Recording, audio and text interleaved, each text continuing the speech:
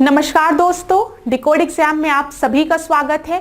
आज की क्लास में हम लोग जीएस मॉक टेस्ट 19 डिस्कस करने वाले हैं, जिसमें कि 40 प्रश्न होंगे।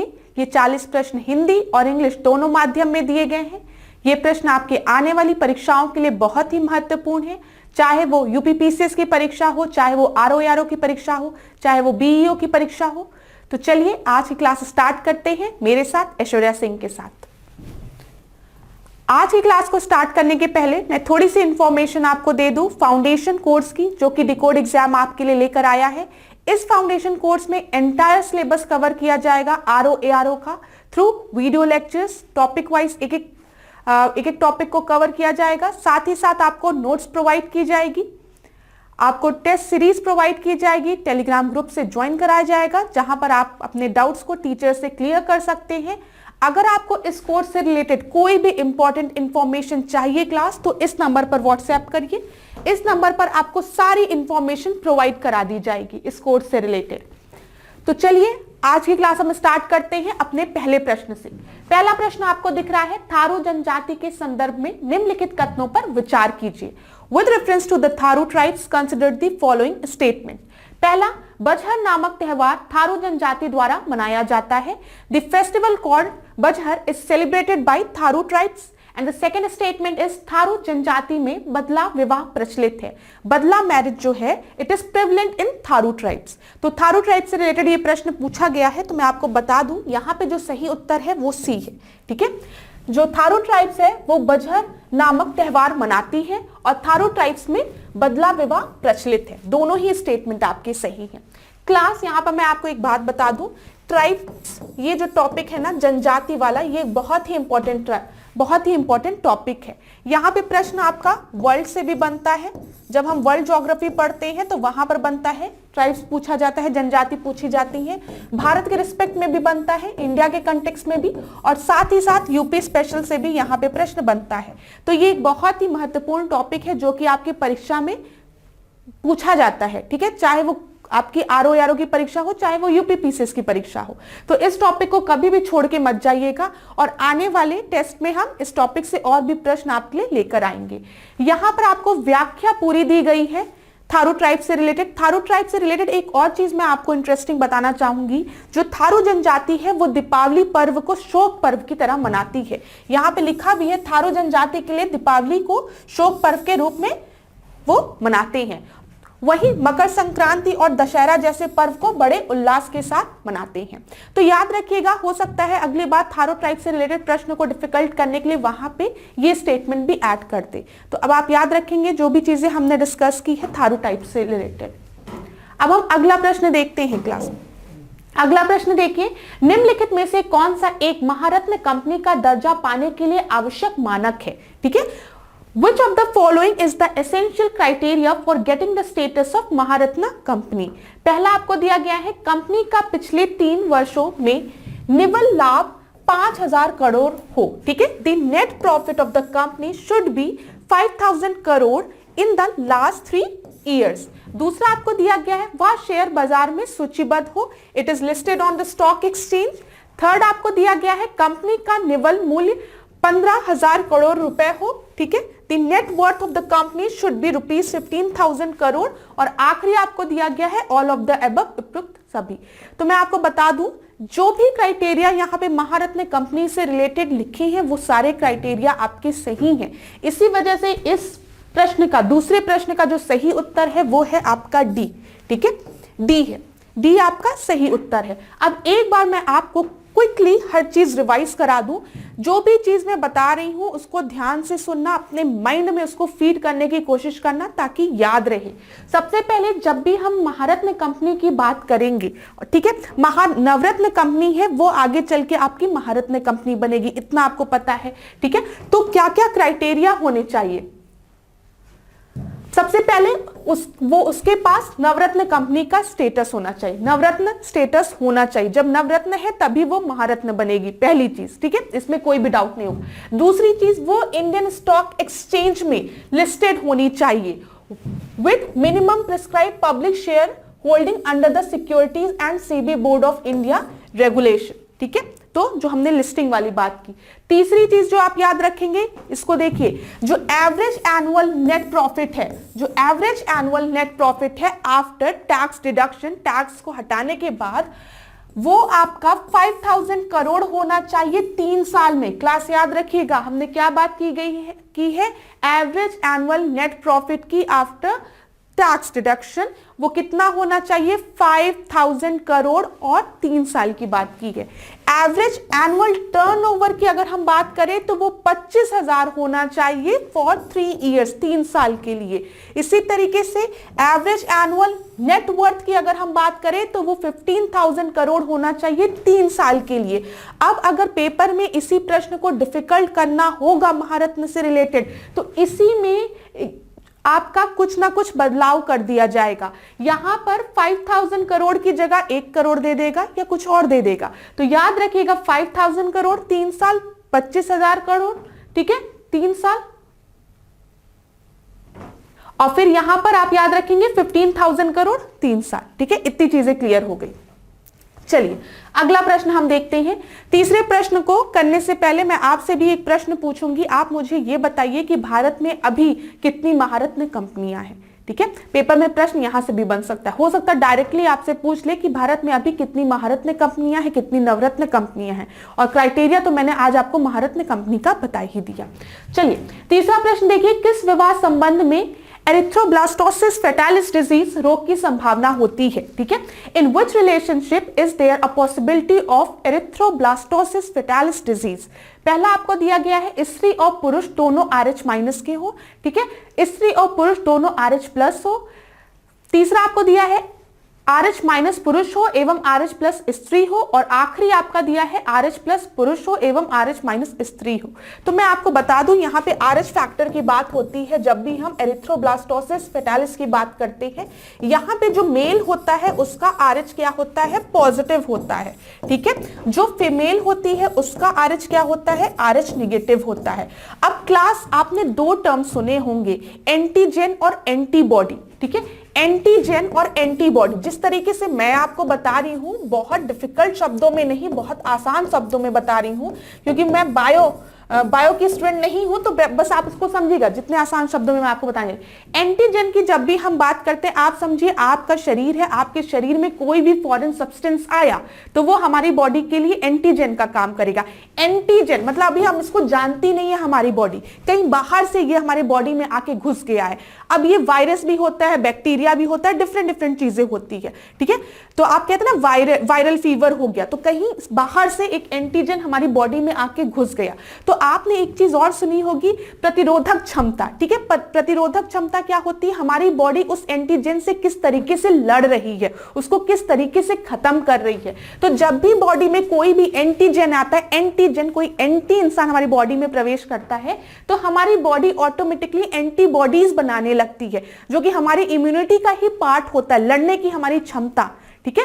तो यहां पे क्या दिक्कत आती है जब हम बात करते हैं एरिथ्रोब्लास्टोसिस फेटालिस डिजीज की, यहां पे जो फीमेल होती है, जो मदर होती है, उसका RH, जो ब्लड का RH फैक्टर होता है, वो निगेटिव होता है, ठीक है।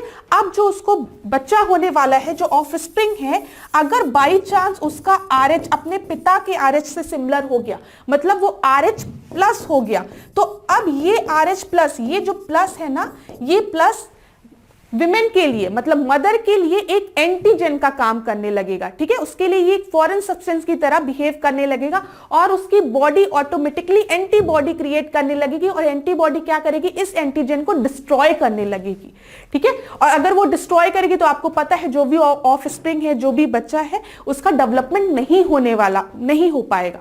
चीजें समझ में आई यहां पर क्या हुआ, बस ऐसे समझिएगा। 2 कॉन्सेप्ट एंटीजन और एंटीबॉडी का जो मैंने आपको बताया, कभी भी कोई भी फॉरेन सब्सटेंस बॉडी के अंदर आता है, it is regarded as a antigen, वो एंटीजन की तरह बिहेव करता है, और हमारी बॉडी की प्रतिरोधक क्षमता होती है कि हम एंटीबॉडीज क्रिएट करके उसको डिस्ट्रॉय करते हैं। अब मदर रही RH माइनस की, उसका जो बच्चा होने वाला है, जो ऑफस्प्रिंग है, वो RH प्लस का है, तो ये RH प्लस उसके लिए एक एंटीजन की तरह बिहेव करेगा और मदर की बॉडी एंटीबॉडीज क्रिएट करने लगेगी इसको डिस्ट्रॉय करने लगेगी। ठीक है, तो यही चीज आपकी होती है बहुत डीप में, बस इतना सिंपल शब्दों में मैंने आपको समझा दिया। तो यहाँ पे सही उत्तर क्या होगा, डी होगा। हम व्याख्या में भी देख लेते हैं, उत्तर क्या दिया गया है, डी दिया गया है। ठीक है, आप व्याख्या को पीडीएफ में पढ़ भी लीजिएगा, चीजें और अच्छे से क्लियर हो जाएगी। अगला प्रश्न हम देखते हैं, फोर्थ क्वेश्चन को देखते हैं। आइसोबात व्यक्त करती है, ठीक है, आइसोबात एक्सप्रेसेस, आइसोबात क्या रिफर करती है, मेनली आपसे ये पूछा जा रहा है, वर्षा, प्रेशर, टाइम या डेप्थ। तो मैं बता दूं आइसोबात आपका रिलेटेड होता है डेप्थ से, गहराई से। ठीक है, डी जो है वो सही उत्तर है चौथे का। अब यहां पर क्लास कुछ चीजों को मैं आपको और बताऊंगी, उसको ध्यान दीजिए। जब भी हम आइसोनिफ की बात करते हैं, देखो क्लास एक चीज याद रखिएगा, यहां पर हमने आइसोबात की बात की थी ना, आइसोबात की, तो जब भी कहीं पर भी टर्म आइसो लिखा हुआ है, ठीक है, तो इसका मतलब हम सिमिलर जगह की बात कर रहे हैं। अब यहां पे कोई भी प्रॉपर्टी सिमिलर हो सकती है, उसके अकॉर्डिंग हम आगे के टर्म को लगाते हैं। आइसो मतलब सिमिलर होता है, इतना याद रखना। तो यहां पे आपका क्या लिखा, आइसोनिफ लिखा है। ठीक है, आइसोनिफ वो प्लेसेस होते हैं, a line joining the similar snowy locations, ठीक है, समान हिमपात वाले स्थानों को प्रदर्शित करती है ये चीज, जहां पे समान हिमपात है, स्नोली लोकेशंस है। समझ में आया, वो क्या है आपका आइसोनिफ है। ऐसे ही आइसोहेल होता है, आइसोहेल की जब भी हम बात करते हैं तो हम किसकी बात करते हैं, सूर्य ताप वाले स्थानों की बात करते हैं। ऐसी जगह जहां पर सेम अमाउंट में सूर्यताप मिल रहा हो, समान सूर्यताप वाले स्थानों को मिलाते हैं हम किसके थ्रू, आइसोहेल के थ्रू। ये चीज याद रखिएगा, आइसोहेल के थ्रू। ठीक है, फिर ऐसे ही जब हम बात करते हैं आइसोगोनल रेखा की, आइसोगोनल रेखा की, तो ये क्या है, समान चुंबकीय झुकाव वाले स्थानों को, ठीक है, जहां पे मैग्नेटिक उसकी बात करें, चुंबकीय झुकाव वाले स्थानों को मिलाती है आइसोगोनल। ठीक है, ऐसे ही आइसोग्लॉस रेखा की जब हम बात करते हैं तो ये समान भाषा वाले स्थानों को मिलाती है, जहां पर भाषाएं सेम हो, उन स्थानों को मिलाती है। आपने अगर मैप में भी देखा होगा तो अक्सर हम ऐसे ऐसे एक लाइन ड्रॉ करते हैं और इंडिकेट करते हैं यहां पर ये सिमिलैरिटीज है, उसी की हम बात कर रहे हैं यहां पर क्लास। ठीक है, ऐसे ही जब हम बात करते हैं आइसोसिस्मल की, तो ये आपका क्या शो करती है, भूकंप की एक समान तीव्रता वाले स्थानों को मिलाती हुई रेखा है। अब अगर आपने थोड़ा सा भी पढ़ा होगा, यहाँ पे तो सिस्मिक लिखा है, और मैंने आपको बताया है जब भी कहीं पर भी सिस्मिक लिखा रहे ना, यहाँ पे इंग्लिश में भी मैं लिख दे रही हूं इसको ताकि इंग्लिश वाले बच्चों को दिक्कत ना हो, सिस्मिक, जहां पर भी ये टर्म सिस्मिक लिखा, आप तुरंत समझ लीजिएगा it is related to earthquake, भूकंप से रिलेटेड किसी चीज की हम बात कर रहे हैं। तो यहाँ पे आइसोसिस्मिक की बात हो रही है, तो भूकंप की एक समान तीव्रता वाले स्थानों को मिलाने वाली रेखा को हम आइसोसिस्मल कहते हैं। ठीक है, ऐसे ही होमोसिस्मल की जब हम बात करते हैं, होमो की, तो एक ही समय पर भूकंप पर आने वाले स्थानों को दर्शाने वाली रेखा क्या कहलाती है, होमोसिस्मल। चीजें क्लियर हो गई, एक दो बार पढ़ेंगे याद हो जाएगी। यहां से प्रश्न बनते हैं, ठीक है, बनते हैं, इसीलिए आपको बताया गया है। चलिए अगला हम देखते हैं, यहां पे कुछ और चीजें दी गई हैं, आप एक बार इसको पढ़िएगा। जैसे हम आपको बता दें, यहां पे आइसो हाइट रेखा की अगर हम बात करें तो आइसो हाइट कौन सी जगह होती है, जहां पर समान वर्षा होती है। ऐसे स्थान जहां पर समान वर्षा हो रही है, यहां पे देख लिये समान वर्षा वाले स्थानों को मिलाने वाली रेखा को कहते हैं हम आइसो हाइट। ठीक है, अगला हम देखते हैं, यहां पे देख लीजिए फिफ्थ क्वेश्चन को। फिफ्थ क्वेश्चन आपका क्या दिया गया है, निम्नलिखित पर ध्यान दीजिए, भारत का औद्योगिक वित्त निगम, ठीक है, भारत का औद्योगिक ऋणदान और निवेश निगम, फिर भारतीय औद्योगिक विकास बैंक, और आखिरी में आपको दिया गया यूनिट ट्रस्ट ऑफ इंडिया। तो मैं आपको बता दूं, यहां पे आपको क्रोनोलॉजी में इनको अरेंज करना है। तो सबसे पहले दिया गया है industrial finance corporation of India. Industrial finance corporation of India आपका कब है, 1948। ठीक है, फिर उसके बाद आपको दिया गया है industrial credit and investment corporation of India, ये आपका कब बना है, 1955 में।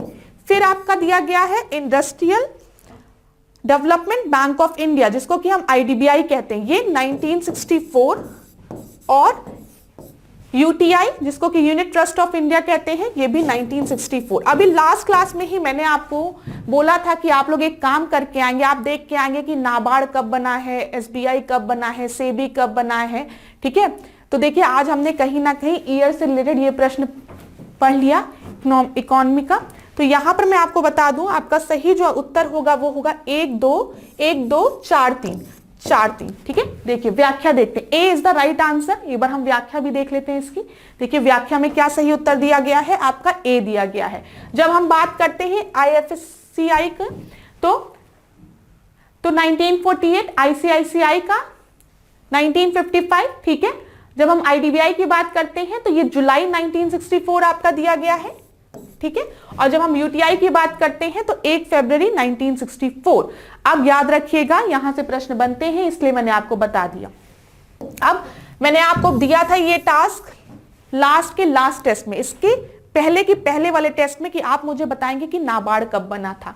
तो अब आप में से कई बच्चों ने इसकी उत्तर दिया, लेकिन आज मैं भी आपको बता दूं 12 जुलाई 1982 में नाबार्ड की स्थापना की गई थी। याद रखिएगा, क्लास क्रोनोलॉजी में पूछ लेता है। इकोनॉमिक्स के अगर क्वेश्चंस को डिफिकल्ट करना होगा तो यही अरेंजमेंट दे देगा। वहां पे जो इंस्टीट्यूट है उनके नाम बदल के यहां से कुछ इंस्टीट्यूट को वहां पे इंक्लूड कर देगा।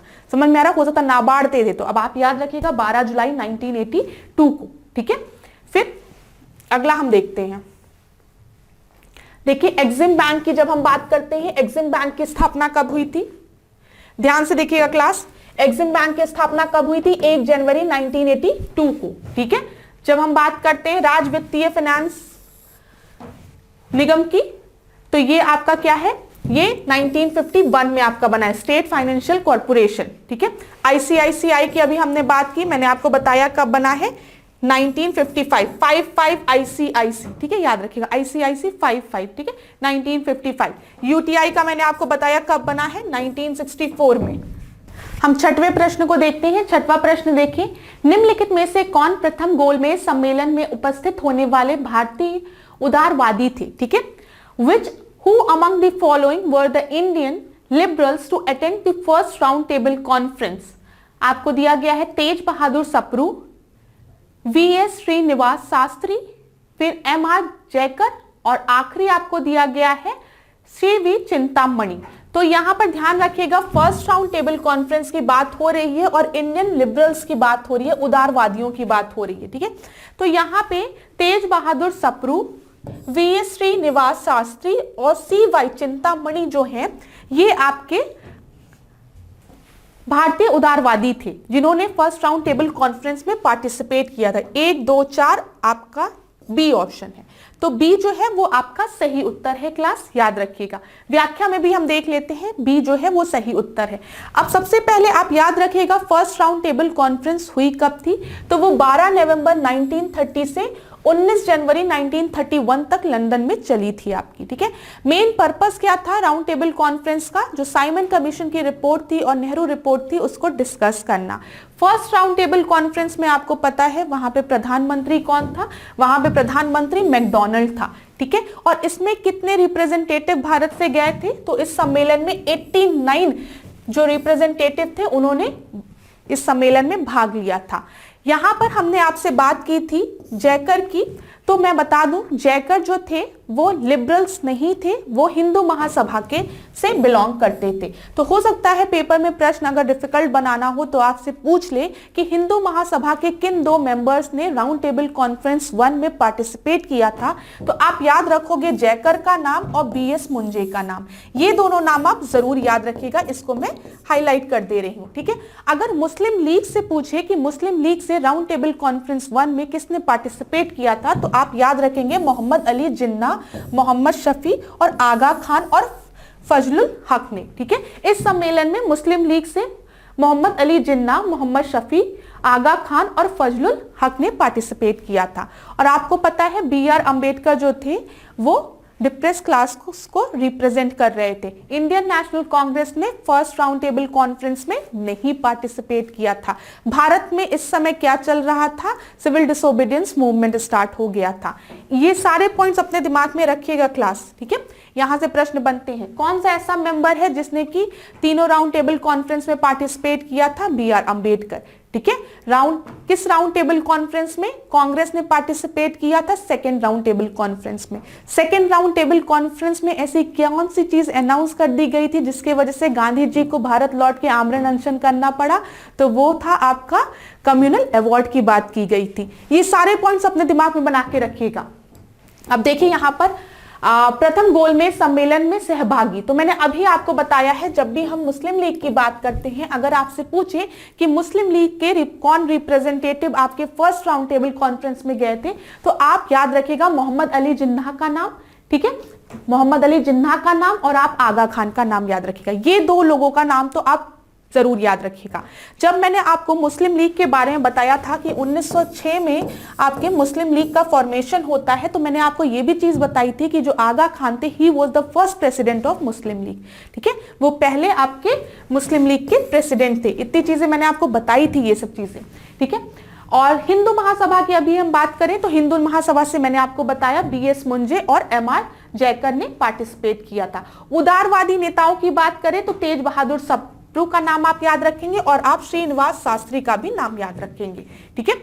सिख से सरदार उज्जवल सिंह, ठीक है, और यहाँ पे दलित वर्ग BR अम्बेडकर।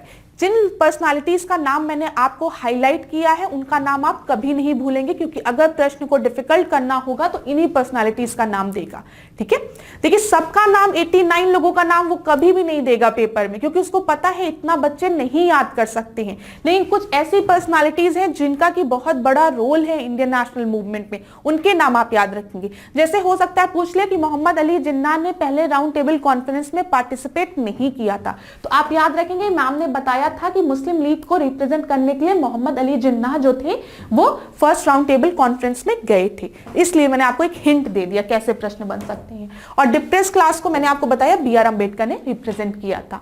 चलिए द्वितीय गोलमेज सम्मेलन की अगर हम बात करें तो ये आपका कब हुआ है? 7 सितंबर 1931 से 1 दिसंबर 1931 तक, ठीक है। ये एकमात्र ऐसा गोलमेज सम्मेलन था जिसमें कि कांग्रेस को रिप्रेजेंट किया था किसने? महात्मा गांधी ने। ये याद रखिएगा महात्मा गांधी इसमें सम्मिलित हुए थे। लेकिन कम्युनल अवार्ड की बात कर दी गई, ठीक है, सांप्रदायिक समस्या पर विवाद के कारण पूरी तरह से ये एक असफल रहा। कम्युनल अवार्ड की जो मैंने आपको बताया है बात की गई, उसके बाद उसके लिए 1932 में भारत में क्या साइन होता है? पूना पैक्ट साइन होता है। ये चीज याद रखिएगा। चलिए 7वें प्रश्न को हम देखते हैं। निम्नलिखित कथनों पर विचार कीजिए, कंसिडर द फॉलोइंग स्टेटमेंट। देखिए क्लास आप ये बिल्कुल भी मत सोचिएगा कि जो पॉइंट्स मैम आपको बता रही हैं वो ऐसे इररिलेवेंट पॉइंट्स है, ठीक है। ये पॉइंट्स बहुत ही इंपॉर्टेंट है आपके परीक्षा की दृष्टि से। किसी भी बच्चे ने अगर इसके प्रीवियस ईयर के प्रश्नों को देखा है तो उसको समझ में आ रहा होगा कि मैम जो भी स्टेटमेंट क्लास में बता रही है उससे एक प्रश्न एग्जाम में बन चुका है, ठीक है। इसीलिए ये जो भी स्टेटमेंट्स मैं आपको बताती हूँ उसको ध्यान से सुनिए और उसको एक जगह नोट डाउन भी करते हुए चलिए। इवेंट्स को समझेंगे तो हिस्ट्री के क्वेश्चंस को लगाने में डिफिकल्टी नहीं होगी, क्योंकि आप जब एग्जाम में बैठते हो तो आप पे बहुत प्रेशर होता है, आपको ईयर्स नहीं याद होते हैं। लेकिन जब आप सबको इवेंट के अकॉर्डिंग अपने दिमाग में, जैसे मूवीज चलती है, पहले ये सीन हुआ फिर ये सीन हुआ फिर ये सीन हुआ, इस तरीके से पढ़ेंगे तो कभी भी आपको कंफ्यूजन नहीं होगी। यहां पर तीसरा प्रश्न जो है उसको अब हम देखते हैं। निम्नलिखित कथनों पर विचार कीजिए। बरकरी संप्रदाय से जुड़े प्रसिद्ध संत नामदेव एवं तुकाराम थे, ठीक है। रामदास ने परामर्श संप्रदाय की स्थापना की थी, वे शिवाजी के समकालीन थे। तो यहाँ पे दोनों ही स्टेटमेंट आपकी एकदम सही है। अगर हम सेंट्स की बात करें तो Warkari sect where The famous saint associated with the Warkari sect were Namdev और तुकाराम, ये दोनों आपके वरकरी संप्रदाय से बिलोंग करते थे, एकदम सही है। रामदास जो है ही फाउंडेड द परामर्श सेक्ट, ये भी एकदम सही है। रामदास ने परामर्श संप्रदाय की स्थापना की थी और वो शिवाजी के समकालीन थे। तो सही उत्तर आपका क्या हो गया? आपका सी जो है वो सही उत्तर हो गया। अब क्लास इसकी व्याख्या हम देख लेते हैं, क्योंकि ये एक इंपॉर्टेंट प्रश्न है जहां पे हिस्ट्री से क्वेश्चन पूछे जाते हैं। हम जब महाराष्ट्र में भक्ति आंदोलन की बात करते हैं, महाराष्ट्र के भक्ति आंदोलन की, तो ये मेनली दो सेक्ट्स में, संप्रदाय में आपका डिवाइडेड है। एक अभी मैंने आपसे डिस्कस किया बरकरी संप्रदाय और एक दूसरा आपका है धरकरी संप्रदाय, ठीक है। बरकरी संप्रदाय से आप दो लोगों का नाम याद रखेंगे, नामदेव और तुकाराम का। याद रखिए क्लास, जो भी पॉइंट बोल रही हूं, अगर पहली बार सुन रहे हो तो वीडियो को पॉज करके ऐसे माइंड में ध्यान रखो कि मैम बता रही हैं भक्ति आंदोलन कहां पर, महाराष्ट्र के भक्ति आंदोलन की बात कर रही है। दो सेक्ट्स की बात कर रही है, बरकरी संप्रदाय की और धरकरी संप्रदाय की। बरकरी संप्रदाय में मैम ने नामदेव का नाम बताया और तुकाराम संत का नाम बताया। ठीक है, इसी तरीके से जब हम धरकरी की बात करेंगे तो आप यहां पे किसका नाम याद रखेंगे, रामदास का याद रखिएगा। ठीक है, प्रसिद्ध संत थे रामदास यहाँ के। अब कुछ और चीजों को देखते हैं। जब हम ज्ञानेश्वर का या फिर ज्ञानदेव की बात करते हैं तो ये भी महाराष्ट्र के भक्ति आंदोलन से ही संबंधित है। ठीक है, नामदेव की याद रखिएगा। नामदेव, इसमें एक जो इंपॉर्टेंट पॉइंट आपको याद रखना है वो क्या है, या ज्ञानेश्वर के शिष्य थे। ठीक है, ये ज्ञानेश्वर ज्ञानदेव के शिष्य थे नामदेव, ये याद रखिएगा क्लास। ठीक है, एकनाथ की जब हम बात करते हैं तो यह गृहस्थ एवं भक्तिमय जीवन बिताने वाले एक ब्राह्मण थे। चलिए, यहाँ पे इतना इंपॉर्टेंट कोई पॉइंट नहीं मेंशन है यहाँ पे, लेकिन आप तब भी याद रखिएगा नामदेव से रिलेटेड, ज्ञानदेव से रिलेटेड चीजों को। अब कुछ और देखिए यहाँ पे, जब हम तुकाराम की बात करेंगे तो सबसे पहला स्टेटमेंट आप याद रखेंगे, ये किसके समकालीन थे, पेपर में प्रश्न बनता है। तुलसीदास किसके समकालीन थे, मीराबाई किसके समकालीन थी, इसी तरीके से तुकाराम किसके समकालीन थे, शिवाजी के समकालीन थे। ठीक है, याद रखिएगा। रामदास की जब हम बात करते हैं तो ये आपके, अभी मैंने आपको बताया परामर्श संप्रदाय की स्थापना इन्होंने की थी और ये भी आपके शिवाजी के समकालीन थे। तो शिवाजी के समकालीन तुकाराम, रामदास का नाम याद रखेंगे। रामदास से रिलेटेड एक इंपॉर्टेंट फैक्ट आप याद रखेंगे, इन्होंने परामर्श संप्रदाय की स्थापना की थी। शंकर देव के रिलेटेड हमने चीजों को पहले भी डिस्कस किया है इसके पहले वाले टेस्ट में, अगर आपने ध्यान दिया होगा। आज इसको मैं एक बार रिवाइज करा देती हूं आपको। शंकर देव कहां से बिलोंग करते थे, असम से बिलोंग करते थे। ये एक असम के बहुत ही बड़े संत थे। ठीक है, ये मूर्ति पूजा का विरोध करने वाले एकमात्र भक्त थे। ठीक है, और इन्हें असम का चैतन्य भी कहा जाता है, इतना याद रखिएगा। और इन्होंने शरण संप्रदाय की स्थापना की थी। तो पेपर में अगर प्रश्न आपसे पूछे कि शरण संप्रदाय की स्थापना किसने की थी तो आप याद रखेंगे शंकर देव ने। अगर आपसे पूछे शंकर देव असम के एक बहुत प्रसिद्ध संत थे तो आप कहेंगे हाँ। ठीक है, तो चीजें कंप्लीट हो गई, यहां पर रिवीजन हो गया आपका। चलिए अगला हम देखते हैं, 8वां प्रश्न देखिए। क्लास, हम पूरी कोशिश करते हैं कि एक प्रश्न को जब भी मैं आपसे सॉल्व कराऊं तो उससे रिलेटेड 5-6 पॉइंट मैं आपको और रिवाइज करा दूं। ठीक है, ताकि आपको ऐसा ना लगे कि इन 1 घंटे में हमने खाली 40 प्रश्नों को सॉल्व किया। आपको ऐसा फील हो कि इन 40 प्रश्नों के साथ हमने कई ऐसे प्रश्नों को देखा जो कि परीक्षा में आपसे पूछे जाते हैं और बहुत ही इंपॉर्टेंट है। यहां पर 8वें प्रश्न को देखिए। मेलाटोनिन के संदर्भ में कौन सा या कौन से कथन असत्य है बोला गया है। ठीक है, याद रखिएगा। यहां पर ऐसे प्रश्न जब भी बोले तो इसको अंडरलाइन कर लीजिए, क्योंकि मैं भी गलती कर देती हूं ऐसे प्रश्नों में, असत्य को सत्य पढ़ लेती हूं, सत्य को असत्य पढ़ लेती हूं। तो यहां पे ध्यान दीजिएगा, with reference to the melatonin which statements are false. False पूछा गया। यह रात में स्रावित होने वाला हार्मोन है, it is a hormone secreted at a night. दूसरा है, यह निद्रा तथा जागने की क्रिया को नियंत्रित करता है, it controls the sleep and wakefulness. ठीक है, तो मैं आपको बता दूं यहां पे जो दोनों स्टेटमेंट है वो बिल्कुल सही है आपके। ठीक है, और यहां पे सही उत्तर तब क्या हो जाएगा, डी हो जाएगा, नीदर 1 नॉर 2। यहां पे देख लेते हैं हम व्याख्या में, डी जो है वो सही उत्तर है। आपने अक्सर सुना होगा, लोग कहते हैं कि लाइट बंद करके सो। ठीक है, लाइट बंद करके सोओगे तो नींद अच्छी आएगी।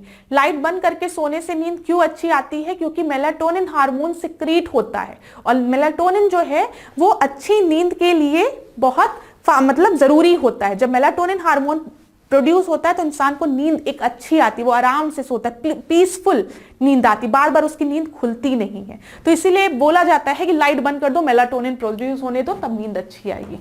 ठीक है, इतनी चीजें क्लियर हो गई। चलिए देखिए, यहाँ पे इसकी और भी चीजें लिखी हुई है, जैसे अगर आप देखना चाहें यहाँ पे आप पढ़ सकते हैं व्याख्या में। रात में मेलाटोनिन के कार्य या दिल की धड़कन और रक्तचाप को स्थिर रखता है। ठीक है, आंखों की रेटिना को आराम पहुंचाता है। ऑफकोर्स सी बात है, आप सोओगे तो आपके दिल की धड़कन नॉर्मल होगी, ब्लड प्रेशर नॉर्मल होगा, आराम की नींद सोओगे, आंखों को आराम मिलेगा। तो वही सब चीजें यहाँ पे लिखी हुई है, तो इसको आप लोग पढ़ लीजिएगा। अगला प्रश्न हम देखते हैं, 9वां प्रश्न। कृष्णा वन्यजीव अभ्यारण्य के संबंध में निम्न कथनों पर विचार करिए। Consider the following statement regarding the Krishna wild life sanctuary. पहला स्टेटमेंट आपको दिया गया, यह अभ्यारण्य अरब सागर के तटीय क्षेत्र में अवस्थित है। ठीक है, this sanctuary is located in the coastal region of Arabian Sea. दूसरा आपको दिया गया, इस अभ्यारण्य में फिशिंग कैट, ठीक है, चित्तीदार हिरण, ब्लैक बक व सांभर जैसे जीव पाए जाते हैं। Animals like fishing cat, spotted deer, black bucks and the sambar are the found in this sanctuary. आखिरी दिया गया, अभ्यारण्य की विशेषताओं को देखते हुए इसे फिशिंग कैट के संरक्षण हेतु चिन्हित किया जा सकता है। Considering the characteristic of the century, it can be identified for the conservation of fishing cat. अब थर्ड स्टेटमेंट तो कहीं ना कहीं सेकंड स्टेटमेंट को सपोर्ट ही कर रहा है। मैंने आपको बताया था ये चीज कि कभी भी पेपर में प्रश्न अगर बहुत लेंदी हो तो उसको देख के घबराइएगा नहीं, क्योंकि लेंदी प्रश्न ना कहीं कहीं प्रश्न को आसान बना देता है। अब आप खुद सोचिए, किसी भी अभ्यारण्य में अगर फिशिंग कैट आपकी प्रेजेंट है तो ऑफकोर्स सी बात है कि उस सेंचुरी को हम फिशिंग कैट को प्रोटेक्ट करने के लिए बोल सकते हैं। अगर वो जो जानवर है वो वहां पे प्रेजेंट है तो वहां पे उनको प्रोटेक्शन भी प्रोवाइड किया जा सकता है, उनका कंजर्वेशन भी किया जा सकता है, उनका संरक्षण किया जा सकता है। तो 2 और 3 में तो ऐसा कुछ भी नहीं है। तो यहां पर आपसे पूछा क्या गया है, which of the following are correct. तो मैं बता दूं 2 और 3 आर करेक्ट। ये जो सेंचुरी है वो आपके अरेबियन सी के कोस्टल रीजन में नहीं लोकेटेड है, वो बे ऑफ बंगाल होगा। ठीक है, तो 2 और 3 आपका सही है। आप खुद देख लीजिए, हम कृष्णा वाइल्ड लाइफ सेंचुरी की बात कर रहे हैं तो ये आपका कहां पे प्रेजेंट है, जो डेल्टा फॉर्म होता है आपका बंगाल की खाड़ी के पास। ठीक है, कृष्णा नदी के मुहाने के डेल्टा क्षेत्र में बंगाल की खाड़ी तक विस्तृत है ये एरिया। तो वहां पे जो अरेबियन दिया हुआ है वो आपका हो जाएगा। ये आपको पता नहीं भारत का मैप, इधर क्या है, बे ऑफ बंगाल है, इतना पता है ना क्लास, बे ऑफ बंगाल। इधर आपका डेल्टा फॉर्म होता है, सुंदरबन डेल्टा भी इधर है। इधर आपका क्या है, अरेबियन है, अरेबियन है तो इधर क्या है, कच्छ है। ठीक है, चलिए इसको आप और पढ़ सकते हैं अगर एक्सप्लेनेशन आप चाहते हैं तो। अब देखिए, यहां से पेपर में हर साल प्रश्न पूछता है। इसके पहले भी मैंने आपको बताया था, एक फ्लो चार्ट दिया था, मैंने आपसे कहा था याद रखिएगा, जो भी इंपॉर्टेंट पॉइंट्स थे मैंने आपसे डिस्कस भी किया था। तो चलिए यहां पर भी कुछ को हम डिस्कस करते हैं, सारे को नहीं डिस्कस करेंगे। क्यों सारे नहीं डिस्कस करेंगे, समय ज्यादा लग जाएगा। लेकिन जो पेपर में कई बार पूछे गए हैं उनको मैं हाईलाइट कर देती हूं ताकि आपके दिमाग में बना रहे। पलामू अभ्यारण्य की बात की गई है पेपर में, इसके पहले भी। ठीक है, आपके दालपा अभ्यारण्य की भी बात की गई है। ठीक है, हजारीबाग अभ्यारण्य की भी बात की गई है। ठीक है, ये तीनों कहां पर है, झारखंड में है। कैमूर आप याद रखेंगे, कैमूर वन्यजीव अभ्यारण्य कहां पर है, ये बिहार में है। ठीक है, गिर राष्ट्रीय उद्यान कहां है, गुजरात में है। और मैंने आपको बताया था गिर राष्ट्रीय उद्यान में एशियाटिक लॉयंस पाए जाते हैं, याद रखिएगा पेपर के लिए इंपॉर्टेंट चीज है। नल सरोवर कहां पर है, गुजरात में है। जिम कॉर्बेट नेशनल पार्क आपका कहां है, उत्तराखंड में। ये पहला नेशनल पार्क है, याद रखिएगा, जिम कॉर्बेट। ठीक है, उत्तर प्रदेश में 2 आप याद रखिए अभी, एक दुधवा और एक चंद्रप्रभा। ठीक है, बांदीपुर कहां पर है, ये कर्नाटका में है। ये सब पूछे गए हैं। ठीक है, फिर उसके बाद आप याद रखिए मानस राष्ट्रीय उद्यान, ये असम में है। काजीरंगा कहां है, असम में है। मैंने आपको बताया था पोबिटोरा और काजीरंगा जो नेशनल पार्क है ये आपके असम में है। और ये किसके लिए फेमस है, ये आपके 1 हॉर्न राइनोसोरस के लिए, एक सींग वाले जो गेंडा होते हैं वो यहां पर मिलते हैं। ठीक है, याद रखिएगा क्लास। यहां पे पेंच आप महाराष्ट्र याद रखिएगा, रथमबोर राजस्थान। यहां पे मैंने कुछ बताए हैं जो कि आपके पेपर में पूछे गए हैं, लेकिन आप एक बार सभी को रीड कर लीजिएगा। आप स्क्रीनशॉट ले रहे होंगे, मैंने पहले भी बताया है, जब भी मैं क्लास में आपको पढ़ाऊं आपके लिए इतना पॉसिबल नहीं होता है कि आप पेन और वो पेंसिल लेके बैठिए या कुछ भी लेके बैठिए और नोट डाउन करिए। तो जैसे ही टेक्नोलॉजी अपडेट हो रही है, अपने पढ़ाई के तरीकों को अपडेट करिए, स्क्रीनशॉट लीजिए, बाद में नोट्स बना लीजिए। ठीक है, यहाँ पे और बताऊं मैं आपको, चिल्का पूछता है, चिल्का झील भी पूछता है। यहाँ पे चिल्का अभ्यारण्य की बात हुई है तो यहाँ पे उड़ीसा। ठीक है, फिर उसके बाद आप सिम्पीपाल अभ्यारण्य उड़ीसा, दोनों को याद रखेंगे। और यहाँ पे ऑलिव रिडले टर्टल के बारे में भी आप याद रखेंगे। देखिए मैं कुछ स्पीशीज के भी नाम आपको बता रही हूं यहाँ पर। क्यों बता रही, हो सकता है आपको अभी रट ना रहा, मतलब याद ना हो हो पा रहा हो। लेकिन जब मैम ने बोला है जैसे one horn rhinoceros, Asiatic lion, अभी मैंने ऑलिव रिडले टर्टल की बात की है, तो आपके दिमाग में कहीं ना कहीं ये पॉइंट रहेगा।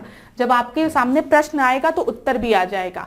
फिर इसके बाद डाम्पा की जब हम बात करते हैं तो वो मिजोरम में है। पेरियार पूछा गया है, केरल में है, ठीक है। कान्हा मध्य प्रदेश, पंचमढ़ी मध्य प्रदेश, डचिंगम ये आपका कहां पर है, जम्मू कश्मीर में, जम्मू कश्मीर में है, ठीक है, याद रखिएगा। यहां पर भी आपका एक स्पीशीज होता है हंगुल, याद रखिएगा। देखिए मुझे याद आ गया तो मैं आपको बता दूं, हंगुल डियर के बारे में भी याद रखिएगा यहां पर।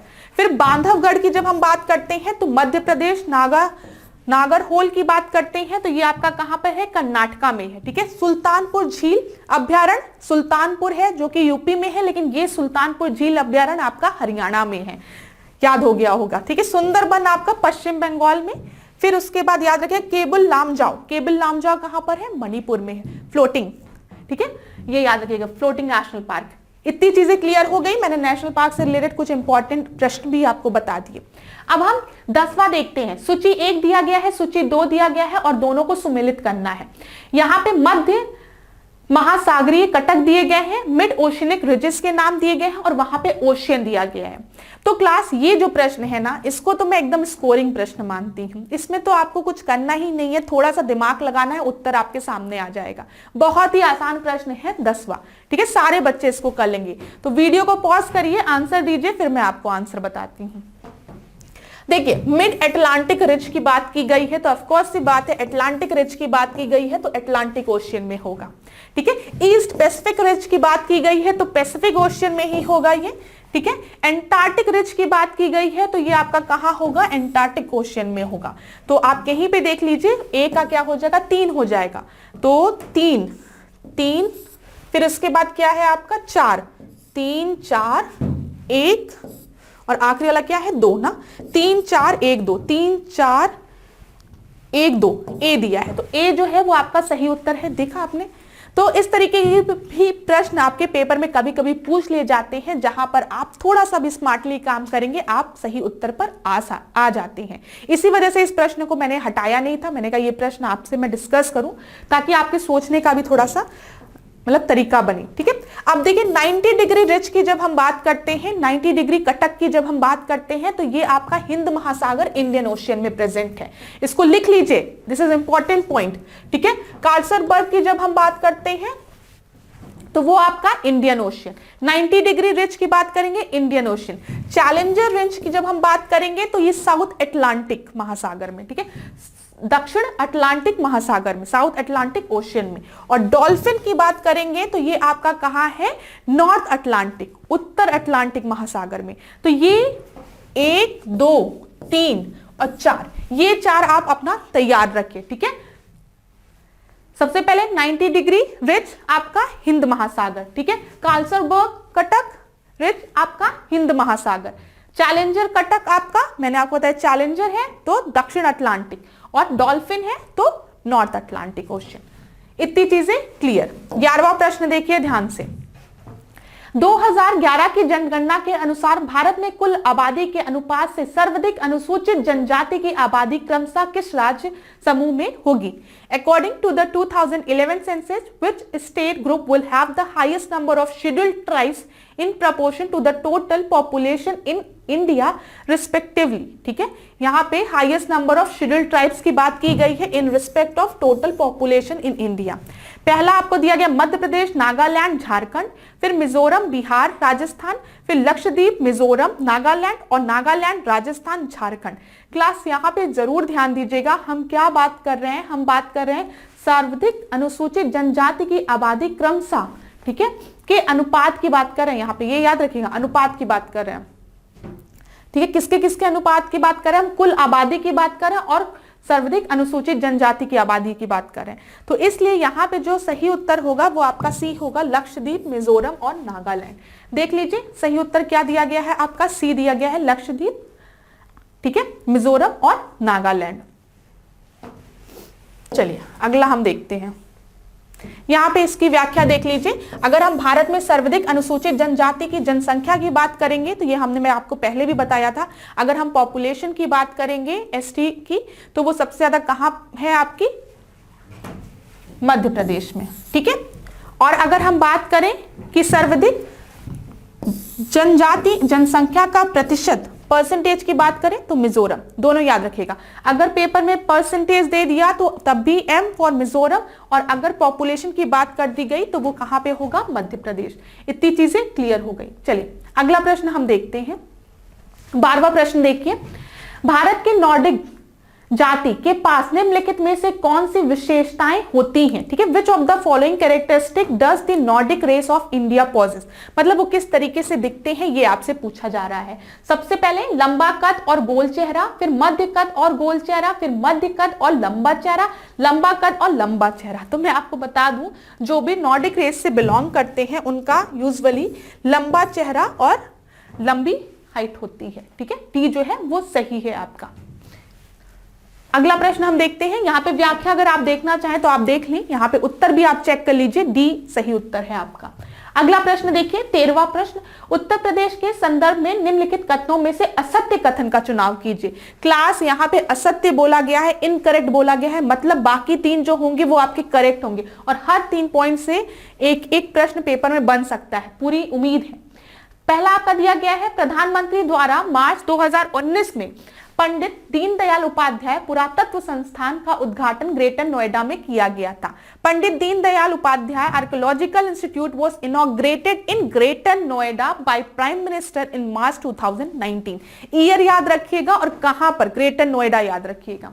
दूसरा, ऊर्जा ताप विद्युत संयंत्र की आधारशिला बुलंदशहर में रखी गई थी। The foundation of thermal power plant was laid at Bulandshahr. चलो, फिर थर्ड आपका है, राष्ट्रीय यूनानी चिकित्सा संस्थान की आधारशिला गोरखपुर में रखी गई। The foundation stone of national institute of Unani medicine was lead इन गोरखपुर। और आखिरी आपका दिया गया है, राष्ट्रीय यूनानी चिकित्सा संस्थान के निर्माण के बाद यह उत्तर भारत का सबसे बड़ा यूनानी चिकित्सा संस्थान होगा। After the creation of national institute of Unani medicine it will be the largest Unani medical institute in north India. तो ये क्वेश्चन जो है वो आपका थोड़ा सा इंपॉर्टेंट है, बहुत ज्यादा इंपॉर्टेंट नहीं है, क्योंकि मुझे लगता है ये 2019 के पर्सपेक्टिव पे ये प्रश्न को फॉर्म किया गया है।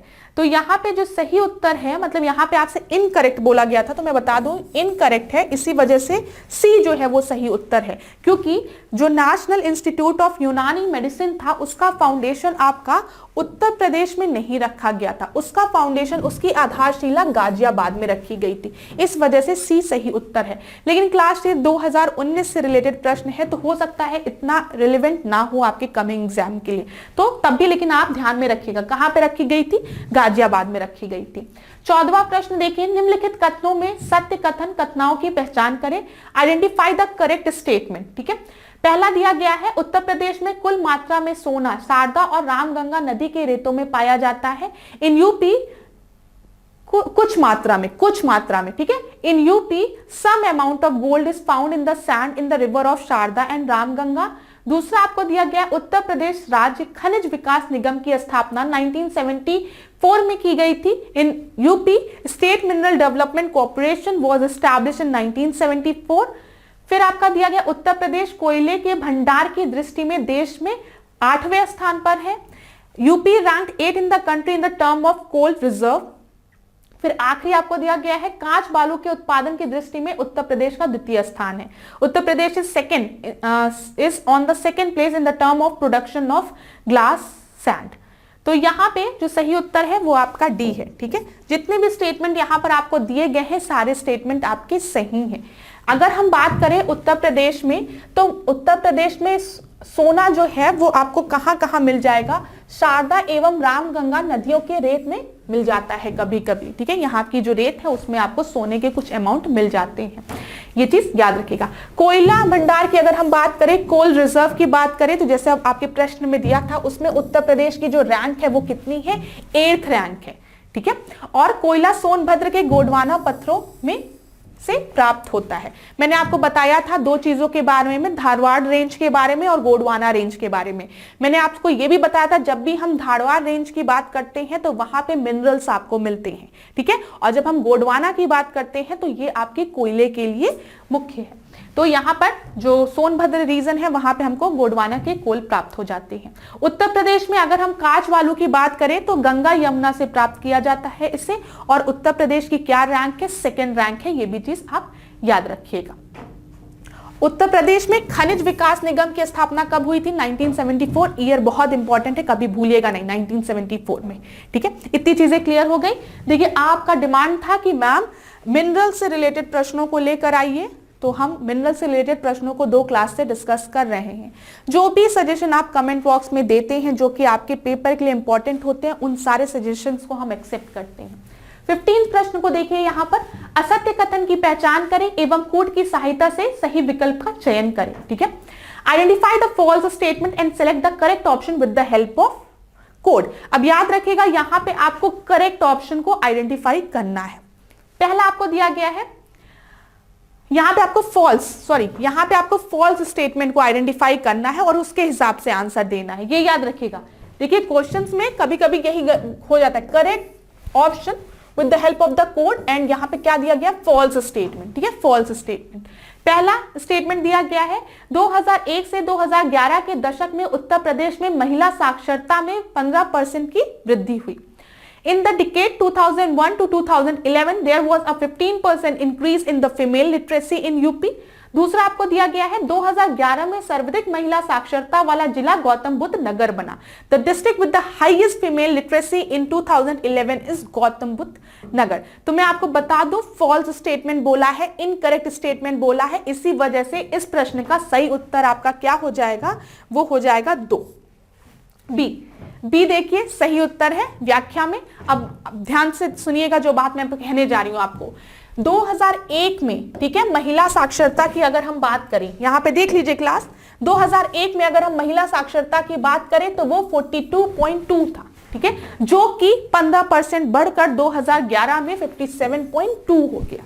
याद रखेंगे पेपर में प्रश्न बनता है फीमेल लिटरेसी, कहीं पे भी अगर महिलाओं की बात आती है तो वो पॉइंट आपका इंपॉर्टेंट हो जाता है। तो अभी 57.2 है, ठीक है, ये याद रखिएगा। अगर नंबर बोलने में, पढ़ाते समय नंबर बोलने में मैंने कुछ गलत नंबर बोल दिया हो और पीछे बोर्ड में सही लिखा हो तो प्लीज उसको मान लिया करो, ठीक है। इतना लेक्चर बड़ा होता है कि कभी कभी हम बोलना कुछ चाहते हैं, मुंह से कुछ और निकल जाता है। यहाँ पे 57.2 है, याद रखिएगा, कंफ्यूज मत होइएगा। अब यहां पर देखिए अगर हम फीमेल लिटरेसी की बात करें तो सबसे ज्यादा साक्षरता कहां पर है, तो इसको आप पढ़ते चलिए। सबसे पहले कानपुर नगर में, याद रखिएगा, उसके बाद लखनऊ, उसके बाद गौतम बुद्ध नगर, याद रखिएगा क्लास, ठीक है। लेकिन अगर ये तो फीमेल लिटरेसी की बात हो गई, महिलाओं की साक्षरता की बात हो गई, फीमेल लिटरेसी कानपुर नगर, लखनऊ, गौतम बुद्ध नगर। अगर आपसे खाली लिटरेसी की बात करें कि हाईएस्ट लिटरेसी कहां है, तब वो आपका गौतम बुद्ध नगर में है। अगर पुरुष साक्षरता की बात करें कि पुरुष की साक्षरता सबसे ज्यादा कहां पर है, तो वो गौतम बुद्ध नगर में है। अब याद रहेगा गौतम बुद्ध नगर टिक तब लगाएंगे आप जब आपकी टोटल लिटरेसी की बात हो या फिर मेल लिटरेसी की बात हो, पुरुष साक्षरता की बात हो। अगर फीमेल लिटरेसी की बात हुई, महिला साक्षरता की बात हुई, तो आप कानपुर नगर सही उत्तर लगाएंगे। चलिए 16वां प्रश्न अब हम देखते हैं, 16th क्वेश्चन। वेदांग से संबंधित निम्नलिखित कथनों पर विचार कीजिए, ठीक है। Consider the following statement related to Vedang. Vedang वैदिक साहित्यों को समझने में सहायक है, ठीक है। दूसरा आपका दिया गया वेदांगों की संख्या 8 बताई जाती है। अब देखिए ये प्रश्न किस तरीके से फॉर्म किया गया है, यहाँ पर नंबर में थोड़ा सा ट्विस्ट कर दिया गया है, क्योंकि जो वेदांग है वो आपके 8 नहीं 6 हैं, और वेदांग जो है वो आपकी मदद करते हैं वैदिक लिटरेचर को समझने के लिए। ये एक जनरल स्टेटमेंट था, ये एक सही स्टेटमेंट है। यहाँ पे आपसे करेक्ट पूछा गया है, इसी वजह से सही उत्तर आपका क्या है, ए है। हम व्याख्या में देख लेते हैं। देखिए व्याख्या में सही उत्तर आपको क्या दिया गया है, ए दिया गया है। अब वेदांगों की संख्या की हम बात करते हैं। जैसा कि मैंने आपको बताया प्रश्न में 8 दिया गया था, लेकिन सही कितने हैं, 6 हैं, याद रखिएगा, और जो कि निम्नलिखित है। सबसे पहले शिक्षा, शिक्षा की जब भी हम बात करते हैं तो स्वर ज्ञान, जैसे मैं आपको ज्ञान दे रही हूं, ठीक है, तो शिक्षा। फिर कल्प, कल्प में धार्मिक रीति रिवाजों की बात की जाती है, पद्धतियों की बात की जाती है। फिर निरुक्त, निरुक्त में आपका शब्द विपत्ति शास्त्र है। ये व्याकरण, व्याकरण आपको पता है, ग्रामर, ठीक है। छंद की जब हम बात करते हैं, माप सिद्धांत या छंदों का प्रयोग, ठीक है। ज्योतिष की बात है तो यहाँ पे खगोल विज्ञान भी इसमें इंक्लूड होते हैं। तो आप याद रखिएगा, शिक्षा, कल्प, निरुक्त, व्याकरण, छंद, ज्योतिष, ये क्या है, वेदांग है, जो कि मदद करते हैं वैदिक लिटरेचर को समझने के लिए भी। इतनी चीजें क्लियर हो गई। अगला हम देखते हैं 17वें प्रश्न को। 17वां प्रश्न देखिए, भारत के किस वाइसरॉय से मुक्त व्यापार की नीति को प्रोत्साहन, भारत के किस वाइसरॉय ने, ठीक है, ने मुक्त व्यापार की नीति को प्रोत्साहन दिया। Which viceroy of India encourage the policy of free trade. पहला Lord Lytton, Dufferin, Lord Ripon और लॉर्ड नॉर्थब्रुक। तो यहां पे जो सही उत्तर है वो आपका क्या है, ए है, लॉर्ड लिटन ने। ए आपका सही उत्तर है, यहां पर देख, ठीक है, लॉर्ड लिटन ने। अब क्लास मैंने आपको बताया था कि जब भी हम डफरिन की बात याद करेंगे तो आप याद रखेंगे डफर था, इसलिए इंडियन नेशनल कांग्रेस का वो उसने क्या किया, फॉर्म होने दिया। और उसने कहा था कि जो इंडियन नेशनल कांग्रेस है वो माइनॉरिटीज को रिप्रेजेंट करती है, कुछ लोगों को रिप्रेजेंट करती है। यहाँ पे लॉर्ड नॉर्थब्रुक की हम बात कर लेते हैं, ठीक है। इन्हीं के समय पे कूका आंदोलन हुआ था। प्रश्न पूछ लेता है कूका और कुकी आंदोलन, तो आप मुझे बताइएगा कूका आंदोलन पंजाब में हुआ था, कुकी आंदोलन कहां पर हुआ था, ठीक है। फिर Aligarh Mohammedan Anglo oriental college की स्थापना किसके समय में हुई थी, लॉर्ड नॉर्थब्रुक के समय में हुई थी। और प्रिंस ऑफ वेल्स भी कब आए थे, नॉर्थब्रुक के समय में आए थे, ठीक है। लॉर्ड लिटन एक इंपॉर्टेंट है, इसको आप ध्यान में रखिए। यहां पे मैं आपको जो चीज इंपॉर्टेंट है वो बताती हूं, ये याद रखेंगे। वेनाकुलर प्रेस एक्ट, वेनाकुलर प्रेस एक्ट को किसने पारित किया था, मैंने पहले ही बताया है आपको, उसको लॉर्ड लिटन ने पारित किया था। अगर यहीं पे प्रश्न पूछ ले कि वेनाकुलर प्रेस एक्ट को किसने रिपेल किया था, किसने हटाया था, तो लॉर्ड रिपन, याद रखिएगा, पेपर में प्रश्न बनता है, ठीक है। यहां पर जो 1877 में जो दिल्ली दरबार आपका आयोजित किया गया था, लॉर्ड लिटन के समय में हुआ था। और लिटन के समय में ही बहुत बड़ा अकाल पड़ा था, फेमाइन पड़ा था, और उसके लिए कमेटी की गठन की गई थी। उस कमेटी का नाम था स्ट्रेची कमेटी। तो पेपर में प्रश्न पूछता है कि स्ट्रेची कमेटी किससे रिलेटेड है, तो आप याद रखिएगा ये एक अकाल से रिलेटेड आयोग का गठन किया गया था, ये याद रखिएगा, स्ट्रेची कमेटी। आज के बाद भूलिएगा नहीं, ठीक है। इतना हो गया। इसने मुक्त व्यापार की नीति को प्रोत्साहन दिया था, फ्री ट्रेड को, मैंने अभी आपको बताया। वेनाकुलर प्रेस एक्ट को पारित किया था इसने, और इसने इंडियन सिविल सर्विसेज की जो एज थी उसको 21 से घटाकर कितना कर दिया था, 19 कर दिया था, ठीक है, 19 कर दिया था।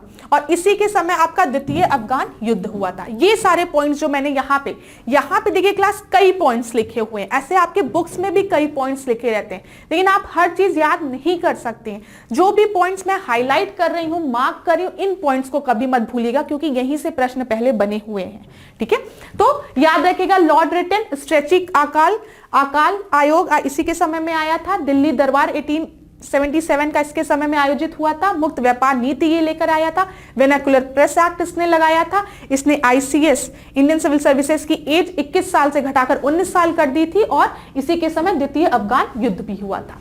अब लॉर्ड रिपन देखिए यहां पर लिखा हुआ है, लॉर्ड रिपन सबसे पहले बोलता है कि मतलब सबसे इंपॉर्टेंट चीज 1882 में जो आपका वास्तविक जनगणना है वो किसके समय में स्टार्ट हुई थी, लॉर्ड रिपन के समय में।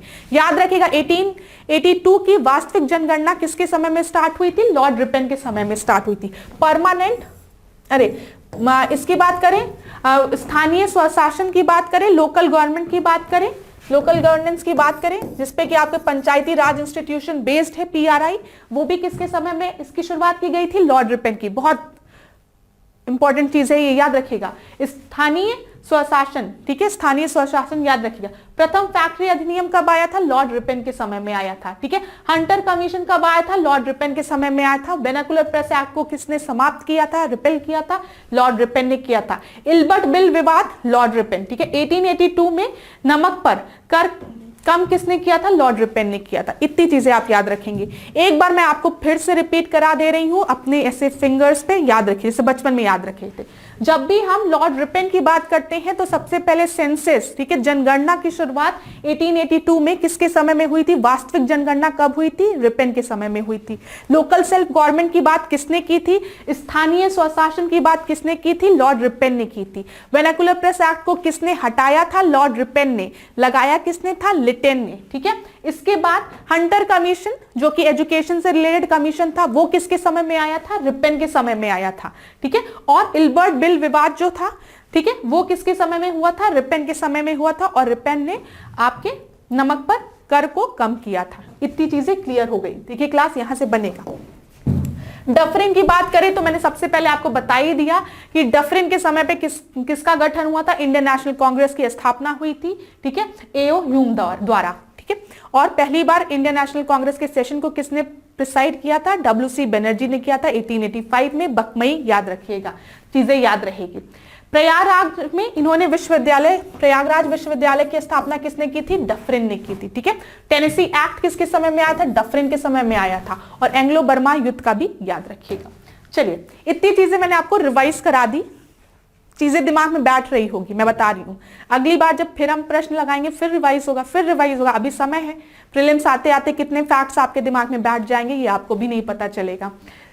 18वां प्रश्न देखिए, भारत के विभाजन के विकल्प के रूप में गांधी जी ने माउंटबेटन को सुझाया था, वो क्या है? मतलब उन्होंने क्या रिकमेंडेशन दी थी? Gandhi has suggested to Mountbatten as an alternative to the partition of India. Bharat के पार्टीशन को रोकने के लिए, ठीक है, भारत के विभाजन को रोकने के लिए महात्मा गांधी ने माउंटबेटन को क्या सजेशन दिया था? ये बोला है। स्वतंत्रता प्रदान करने के कार्य को स्थगित करें, postpone the declaration of freedom. भाई नहीं, ऐसा तो कहेंगे नहीं, इतने समय बाद हमें स्वतंत्रता मिल रही थी, हम इंडिपेंडेंट होने जा रहे थे और अब ये बात तो नहीं। जिन्ना को सरकार बनाने के लिए आमंत्रित करें, नेहरू एवं जिन्ना को साथ साथ सरकार बनाने के लिए आमंत्रित करें। और फिर आखिरी आपका दिया गया है, सेना को कुछ समय के लिए अधिकार ग्रहण करने के लिए आमंत्रित करें। तो यहां पर जो सही उत्तर है वो ये है कि गांधी जी कहते हैं कि जिन्ना को भी सरकार बनाने के लिए आमंत्रित करने की बात कहते हैं, ठीक है, जिसका कि विरोध जो इंडियन नेशनल कांग्रेस थी वो करती है। गांधी जी के इस विचार से वो सहमत नहीं होती है और बाद में आपको पता है क्या होता है? भारत का विभाजन होता है। चलिए अगला हम देखते हैं। अच्छा, ऐसे पूछ लेता कि माउंटबेटन प्लान जो था वो किस चीज से रिलेटेड है, तो याद रखिएगा माउंटबेटन प्लान में पार्टीशन ऑफ भारत की बात की गई है, भारत के विभाजन की बात की गई है, ये चीज याद रखिएगा। चलिए निम्नलिखित को सुमेलित कीजिए, ठीक है। सूची 1 दिया गया है, सूची 2 दिया गया है, ठीक है। यहाँ पे आपको कुछ नाम है, देखिए सबसे पहले एड्रेनालिन दिया है, फिर उसके बाद डोपामाइन दिया है, फिर सेरोटोनिन दिया है, फिर आपका रिलैक्सिन दिया है। अब देखते हैं हम लोग इसका कहां कहां क्या क्या यूज है। तो रिलैक्सिन की जब भी हम बात करते हैं तो ये मसल्स को रिलैक्स करने के लिए, फ्लेक्सिबल करने के लिए यूज होती है, ठीक है। रिलैक्सिन पेशियों को लचीला बनाना इसका कार्य होता है। तो डी का 4 तो आपको 3 जगह दिया है, चलिए वेरी गुड। फिर इसके बाद जब हम सेरोटोनिन की बात करते हैं तो सेरोटोनिन क्या करता है? रेगुलेट करता है मूड को, स्ट्रेस को रिलीज करता है, स्ट्रेस लेवल को। तो सी का फर्स्ट आपका 2 जगह दिया गया है, बहुत अच्छी बात है, ठीक है। फिर आपका जब हम एड्रेनाइल की बात करते हैं तो ये आपका फाइट एंड रन, जानते हैं जब आप ऐसे जैसे आप कहीं जा रहे हो और अचानक से कार आ गई हो तो आप पीछे हट जाओगे ना, पीछे हट जाओगे तो उस कंडीशन में क्या होता है?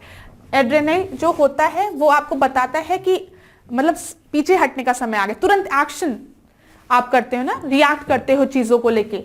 तो यहाँ पे फाइट एंड रन एड्रेनल हो गया, ठीक है। डोपामाइन की जब हम बात करेंगे तो happy hormone that keeps the brain काम, ये मस्तिष्क को शांत रखने वाला हैप्पी हार्मोन होता है। तो ए का 3rd हो गया, देखिए कहां पर है, ठीक है, वेरी गुड। अगर किसी भी बच्चे को यह पता था कि एड्रेनल जो है वो आपका फाइट एंड रन हार्मोन इसको कहा जाता है, तब भी वो इस प्रश्न को आराम से लगा सकता था।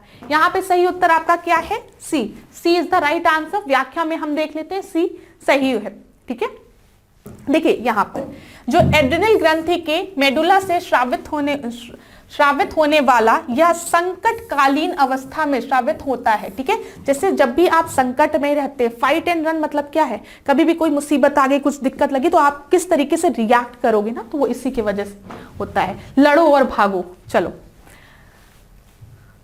कितना हो गया? यहाँ पे व्याख्या बहुत बड़ी दी गई है, तो आप लोग पीडीएफ जब आपको मिले तो व्याख्या को पढ़िएगा जरूर क्लास, ठीक है।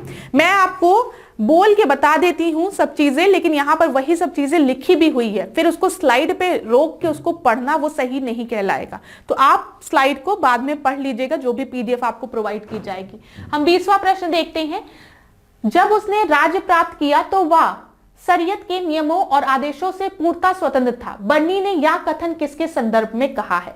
बर्नी ने यह स्टेटमेंट दिया है, सबसे पहले आपको पता होना चाहिए, when he attend the kingdom he was completely independent of the rules and the order of Sharia. और ये बर्नी ने ये स्टेटमेंट किसके लिए दिया है? पहला ऑप्शन आपको दिया गया है अलाउद्दीन खिलजी, मोहम्मद बिन तुगलक, मुबारक शाह और गयासुद्दीन तुगलक। तो मैं आपको बता दूं, ये स्टेटमेंट बर्नी ने अलाउद्दीन खिलजी के लिए दिया था।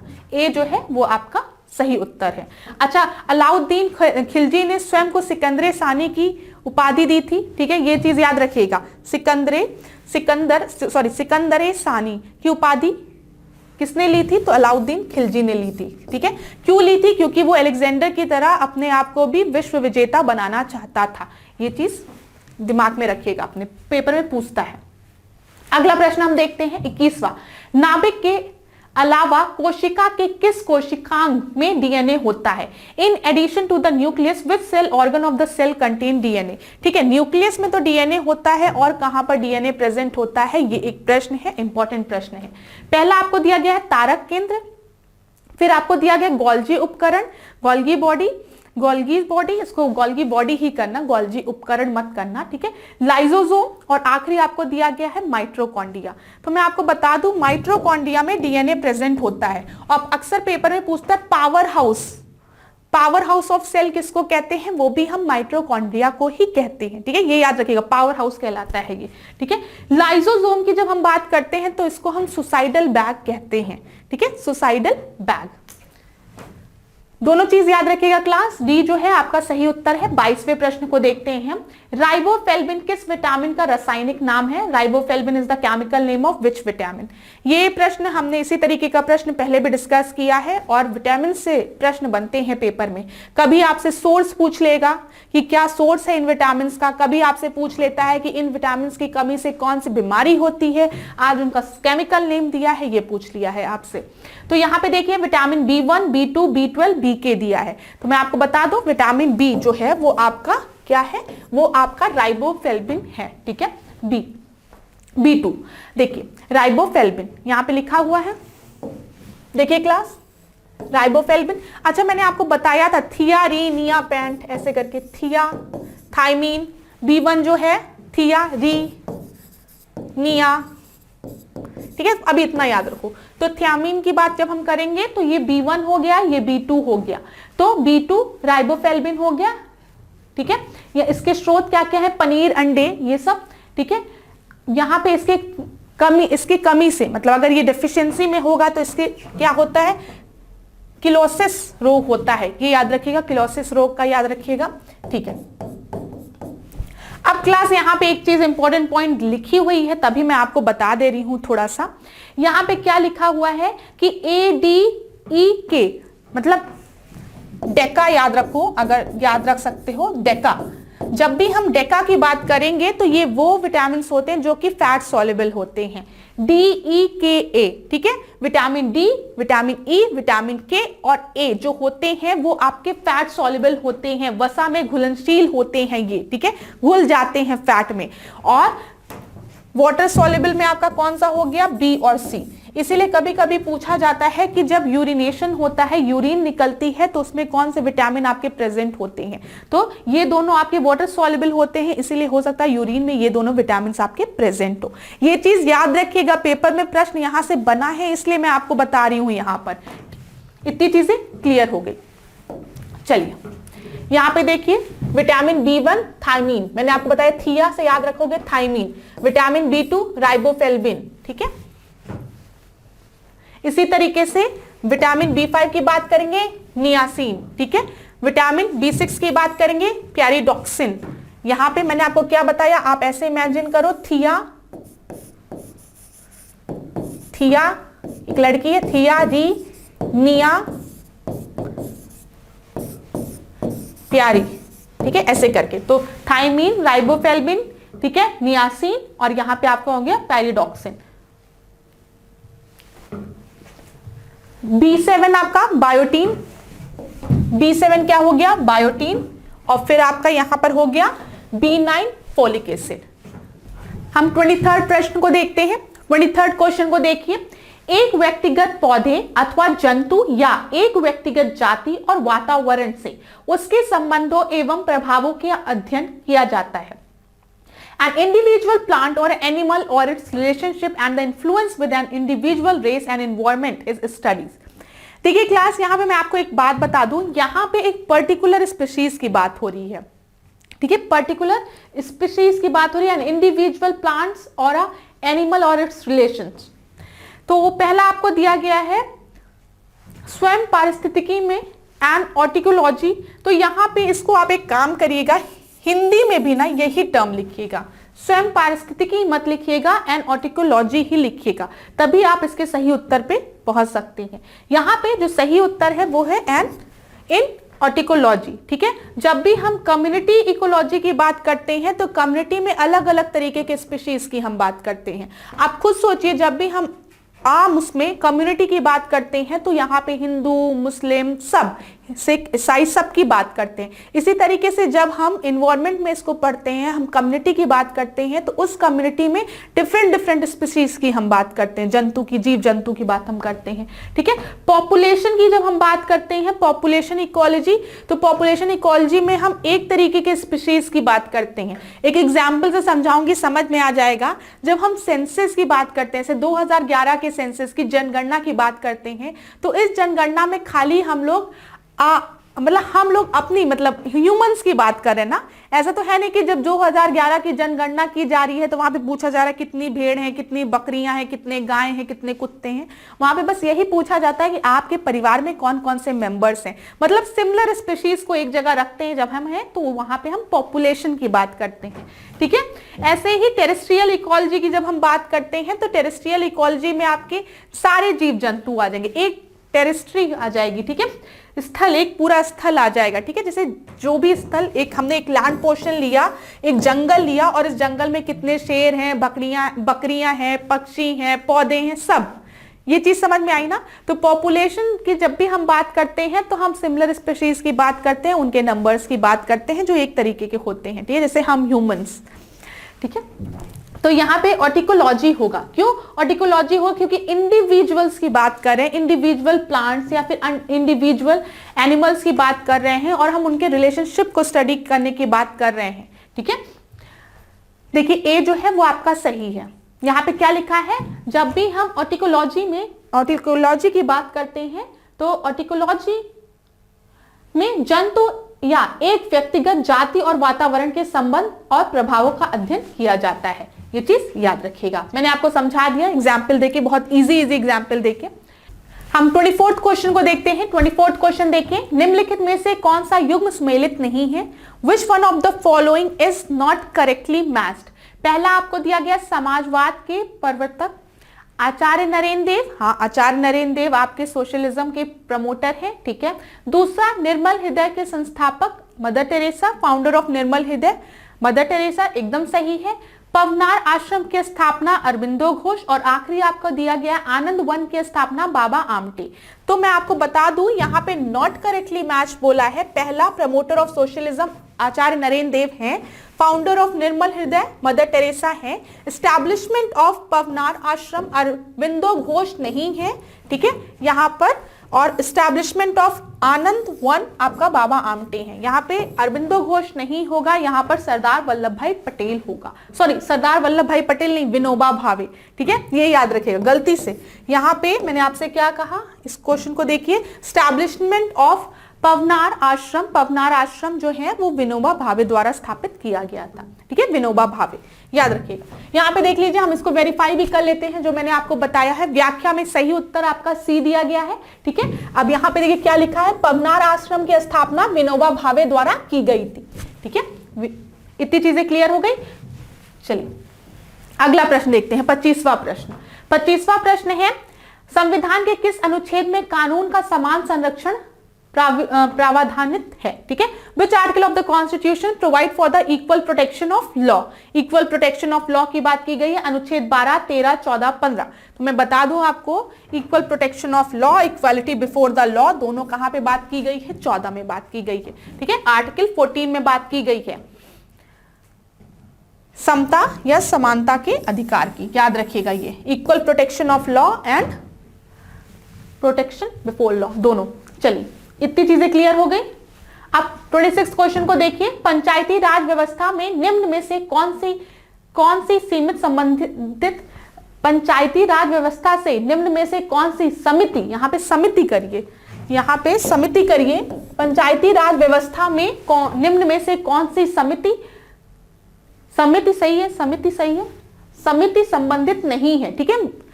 Which of the following committee is not related to the Panchayati Raj institution, Panchayati Raj institution से कौन सी कमिटी आपकी रिलेटेड नहीं है? सबसे पहले अशोक मेहता दिया है, ठीक है, फिर VKRV राव कमिटी दिया है, फिर के संथानम कमिटी दिया है और BR मेहता कमिटी दिया है। तो ये हमने लास्ट क्लास में भी डिस्कस किया था। VKRV राव कमिटी जो है वो आपके पंचायती राज इंस्टीट्यूशन से नहीं रिलेटेड है, और जो कमिटीज आपको दी है वो पंचायती राज इंस्टीट्यूशन से रिलेटेड है। यहाँ पे सबसे पहले कमिटी आपकी बलवंत राय मेहता कमिटी, ठीक है, कम्युनिटी डेवलपमेंट प्रोग्राम की बात की गई थी, सामुदायिक विकास कार्यक्रम की बात की गई थी। तो पूछता है CDP की बात किसमें की गई है? तो याद रखिएगा बलवंत राय मेहता कमेटी में, कम्युनिटी डेवलपमेंट प्रोग्राम 1957। उसके बाद VK राव समिति, ठीक है, ये किससे रिलेटेड है? आपके पंचायती राज से ही रिलेटेड है। फिर इसके बाद आप याद रखेंगे यहां पर SD मिश्र अध्ययन दल जो है वो भी पंचायत एवं सहकारिता का अध्ययन करने के लिए इस कमेटी का गठन हुआ था। फिर GR राजा गोपालचारी का किस लिए? न्याय पंचायत के गठन का, दिवाकर समिति का, ग्राम सभा की, ठीक है। फिर M रामाकृष्णन अध्ययन दल पंचायती राज संस्था की आय व्यय का गणन करने के लिए इसका, और अशोक राय मेहता कमेटी, ये सब चीजें याद रखिएगा। इस स्लाइड का आप चाहे तो स्क्रीनशॉट ले लीजिए क्लास, ये एक इंपॉर्टेंट है। क्यों इंपॉर्टेंट है? क्योंकि पेपर में प्रश्न पूछता है। किस तरीके से प्रश्न पूछेगा? सीधे कमिटीज के नाम देके आपको प्रश्न पूछ लेगा, या फिर इन्हीं कमिटीज को क्रोनोलॉजिकल ऑर्डर में मतलब अरेंज करने को बोल देगा, या फिर पूछ लेगा कि किस कमिटी ने क्या सिफारिश दी थी, इस तरीके से, ठीक है। किसी भी तरीके से प्रश्न बन सकता है, तो स्क्रीनशॉट ले लीजिए। यहाँ पे कुछ और कमिटीज के नाम दिए गए हैं, जिसमें कि अशोक मेहता कमेटी 1977 बहुत ही इंपॉर्टेंट है, इसको ध्यान दीजिएगा, पूछा गया है यहाँ पर, ठीक है। के संथानम कमेटी भी याद रखेंगे आप। यहाँ पे फाइनेंस की बात की गई थी, पंचायती राज इंस्टीट्यूशन के वित्तीय प्रावधानों की बात की गई थी, किसमें? के संथानम समिति में, इसको भी याद रखिएगा। चलिए, जो भी इंपॉर्टेंट चीजें हैं वो मैं आपको बता दे रही हूँ। GVK राव कमेटी की भी जब बात करते हैं तो यहाँ पे ग्रामीण विकास की बात करते हैं हम, ठीक है। LM सिंघवी कमेटी 1986, ठीक है। PK थुंगन समिति जो है ये भी स्थानीय निकायों की संवैधानिक मान्यता की बात की गई थी इसमें। चलिए अगला प्रश्न देखते हैं, 27वां प्रश्न। अच्छा क्लास, स्क्रीनशॉट लेते रहिए, मैं एक एक पॉइंट नहीं पढ़ रही हूं, मैं वही पॉइंट्स बता रही हूं जो पेपर में पूछे गए हैं। मैं फिर रिपीट कर रही हूं, इस चीज को बार बार रिपीट कर रही हूं। तो आप स्क्रीनशॉट लेंगे तो आप जो चीज मैं नहीं भी बताई हूं उसको भी पढ़ लेंगे, ठीक है। 27वें प्रश्न को देखिए। निम्नलिखित में से कौन सा मूल अधिकार विदेशी नागरिकों को प्राप्त नहीं है? Which of the following fundamental right is not available to the foreign national? पहला आपको दिया गया है विधि के समक्ष समता का अधिकार, इक्वालिटी बिफोर लॉ, अभी हमने डिस्कस किया equality before law, equal protection of law की बात आर्टिकल 14 में की गई है। फिर दूसरा आपका दिया गया अभिव्यक्ति की स्वतंत्रता का अधिकार, right to freedom of expression. फिर तीसरा आपको दिया गया है प्राण एवं दैहिक स्वतंत्रता का अधिकार, right to life and personal liberty, जो कि आपका 21 में दिया गया है। फिर शोषण के विरुद्ध अधिकार, राइट अगेंस्ट द एक्सप्लॉयटेशन। तो यहाँ पे कौन सा फॉरेन नेशनल्स को अवेलेबल नहीं है ये पूछा गया है, तो वो आपका है right to freedom of expression, B, right to freedom of expression जो है वो आपका नहीं अवेलेबल है। अब यहाँ पे हम व्याख्या को एक बार देख लेते हैं। भारत में अधिकांश मूल अधिकार जो है वो विदेशी नागरिक को भी प्राप्त है, जिसमें आपका 14वां जो 14th वाला है, हमने विधि के समक्ष राइट टू इक्वालिटी की बात की है, वो विदेशियों को भी, फॉरेनर्स को भी अवेलेबल है, ठीक है। अपराधों के लिए दोष सिद्ध के संबंध में संरक्षण, ठीक है, अनुच्छेद 20 भी अवेलेबल है। प्राण एवं दैहिक स्वतंत्रता का अधिकार 21 भी अवेलेबल है, ठीक है। शोषण, राइट अगेंस्ट द एक्सप्लॉयटेशन 23, 24, जिसमें आते हैं आपके आर्टिकल्स, वो भी उनको अवेलेबल है। धर्म की स्वतंत्रता का अधिकार, right to freedom of religion, article 25, 26, 27, 28, ये सब विदेशी नागरिकों को अवेलेबल है। ठीक है, मतलब उनके पास भी ये अधिकार है, ये कहना चाह रहे हैं। कौन से अधिकार उनके पास नहीं है वो आप याद रखिएगा। यहां पे मैं नंबर लिखती हूँ, 15, 16, ठीक है, फिर 19, फिर 29, फिर 30, ऐसे याद रखिएगा क्लास। अगर आपको नहीं याद होता है तो आप याद रखिएगा, जैसे अभी पूछ लिया 15, 16 एक साथ, ठीक है, 15, 16 एक साथ, फिर 19, 19 में 10 ऐड करेंगे 29, फिर 30, समझ में आया। 15 में 1 16, ठीक है, फिर उसके बाद 19 हो गया, 19 में 10 ऐड करो 29, फिर एक और 30। तो ये कुछ ऐसे हैं जो कि आपके विदेशी नागरिकों को नहीं अवेलेबल है। 2-3 बार बोलोगे याद हो जाएगा, रट लेना, मतलब समझ भी सकते हो, ऐसी बात नहीं है। फंडामेंटल राइट्स अगर पढ़ोगे तो याद रहेगा, आपको खुद समझ में आ जाएगा कि नहीं ऐसे नहीं है। लेकिन यहाँ पे आप बताओ 16 में क्या बोला गया है कि किसी भी तरीके का डिस्क्रिमिनेशन नहीं किया जाएगा in case of the public employment. तो भाई क्यों नहीं डिस्क्रिमिनेशन करोगे। यहाँ पे क्या बोला गया है 15 में कि किसी भी तरीके का डिस्क्रिमिनेशन नहीं किया जाएगा on the basis of race, caste, sex, ना कुछ चीजें दी गई हैं। तो होगा डिस्क्रिमिनेशन अगर हम फॉरेनर्स को लेके आएंगे, तो वो भी आ जाएंगे, कह देंगे हमको भी पब्लिक एम्प्लॉयमेंट चाहिए, हम भी यूपीएससी देना चाहते हैं, यूपीपीसीएस देना चाहते हैं, आरओ देना चाहते हैं, हम अमेरिका में नौकरी ना करके यहाँ पे नौकरी करेंगे। तो डिस्क्रिमिनेशन तो करना पड़ेगा। तो याद रखिएगा 15, 16, ठीक है, 15, 16 याद रखो, फिर 19 याद रखो, 19 में 10 ऐड करो 29, उसके आखिरी वाला 30 याद हो जाएगा। चलो इतनी चीजें क्लियर हो गई। अब 28 का क्वेश्चन देखते हैं हम। 28 प्रश्न, राष्ट्रीय खाद्य सुरक्षा mission, national food security mission का उद्देश्य निम्नलिखित में से कौन सा नहीं है। ठीक है, which of the following is not the objective of national food security mission. पहला आपको दिया गया है उच्च उत्पादक किस्म के बीजों का वितरण, distribution of highly productive variety of seeds. ठीक है, दूसरा आपको दिया गया है सुधारीकृत उत्पादन तकनीक का निर्देशन, direction of improve production technology.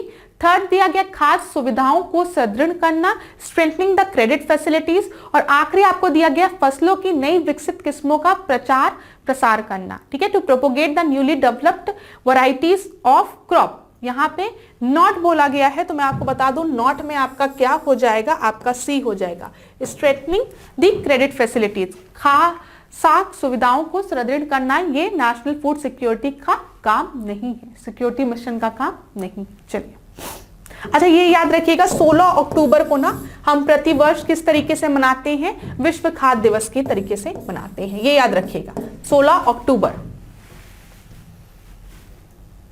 अगला प्रश्न हम देखते हैं 29।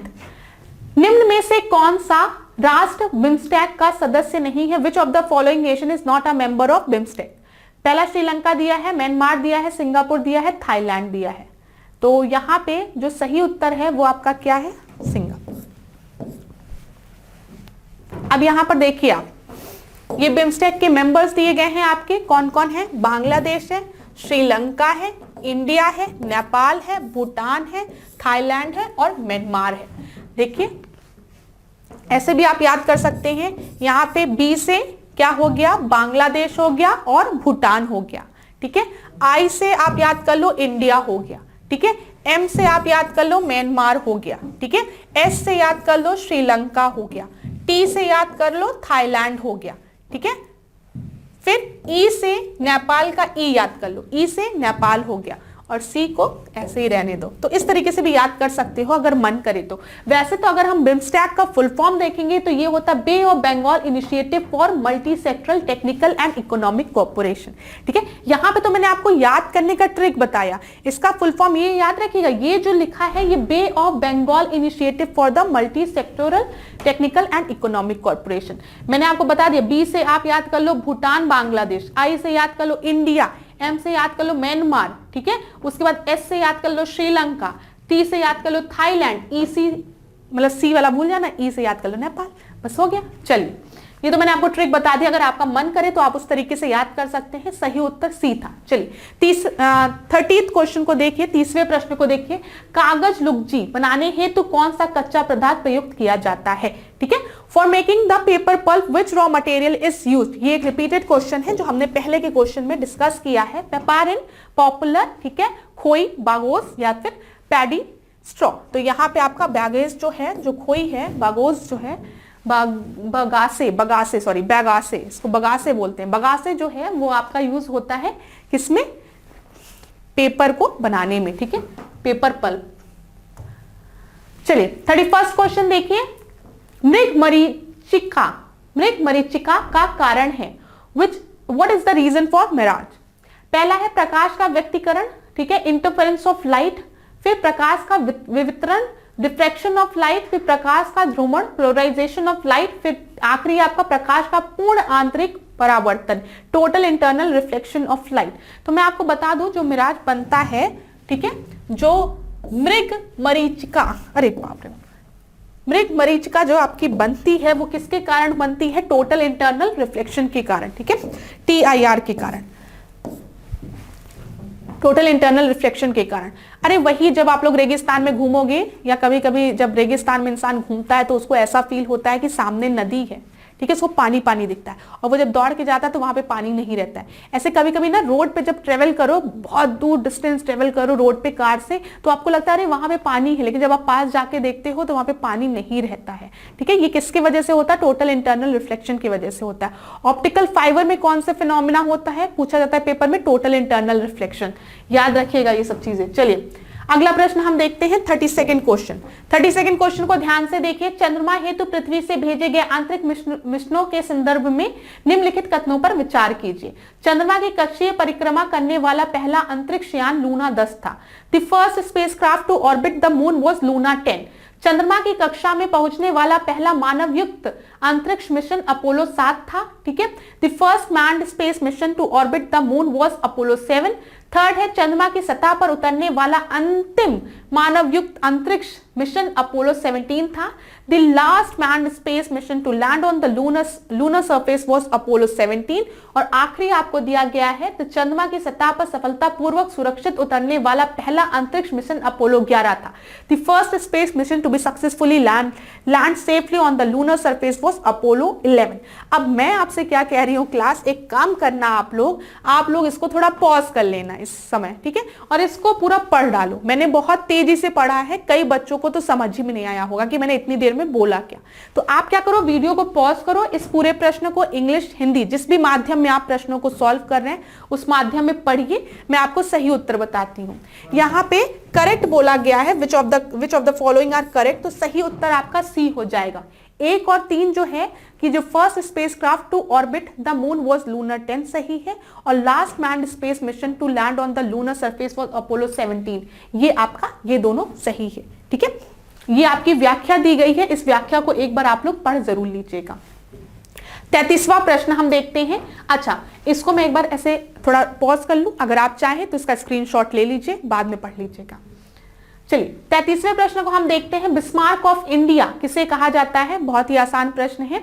Bismarck of India Jawaharlal Nehru को कहा जाता है, वल्लभ भाई पटेल को, कि सरोजनी नायडू को, या फिर लोकमान्य तिलक को। तो मैं आपको बता दूं वल्लभ भाई पटेल को कहा जाता है, ठीक है। बी जो है वो आपका एकदम सही उत्तर है, इसका उत्तर आपको पता भी रहा होगा।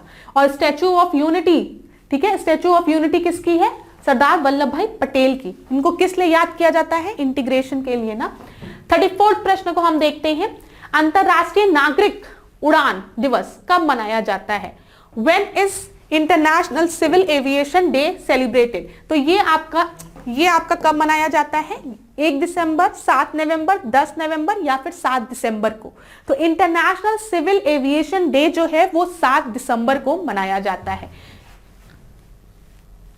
देखिए डी आपका सही उत्तर है, यहां पर ज्यादा उसकी व्याख्या नहीं दे रहे। हम लोग 35वें प्रश्न को देखते हैं। 35वें प्रश्न को ध्यान से देखिए। 35वें प्रश्न को देखने से पहले वीडियो को पॉज कर लीजिएगा, प्रश्न को आराम से पढ़ लीजिएगा, क्योंकि ये एक बहुत ही लंबा प्रश्न है, मेरे साथ मत पढ़िएगा, ठीक है। अगर पढ़ लेते हैं तो बहुत अच्छी बात है। 35वां प्रश्न देखिए, वर्ष 2011 की जनगणना के संबंध में निम्नलिखित कथनों पर विचार कीजिए। With regards to the 2011 census consider the following statement. पहला है, वर्ष 2001 से 2011 की अवधि में उत्तर प्रदेश में दशकीय जनसंख्या वृद्धि दर में गिरावट राष्ट्रीय स्तर से कम रही थी। During the period 2001 to 2011 the decline in the decadal population growth rate in Uttar Pradesh was less than the national level। दूसरा है बलरामपुर उत्तर प्रदेश का सबसे कम महिला साक्षरता वाला जिला है। Balrampur is the lowest female literacy district of Uttar Pradesh. आखिरी है उत्तर प्रदेश में सबसे अधिक नगरीय प्रतिशत जनसंख्या रखने वाला जिला गाजियाबाद है। The largest urban population percentage is in Ghaziabad. और आपसे बोला गया है कौन सा करेक्ट है, ठीक है, तो यहाँ पे खाली जो डी है वो आपका सही है, मतलब लार्जेस्ट अर्बन पॉपुलेशन जो उत्तर प्रदेश में है वो आपके गाजियाबाद में है, खाली यही सही है, ठीक है, ये याद रखिएगा, डी जो है उसका सही उत्तर है। 36 क्वेश्चन को हम देखते हैं। निम्न में से किस प्रकार के देश द्वारा कई समय क्षेत्र अपनाने की सर्वाधिक संभावना है, ठीक है।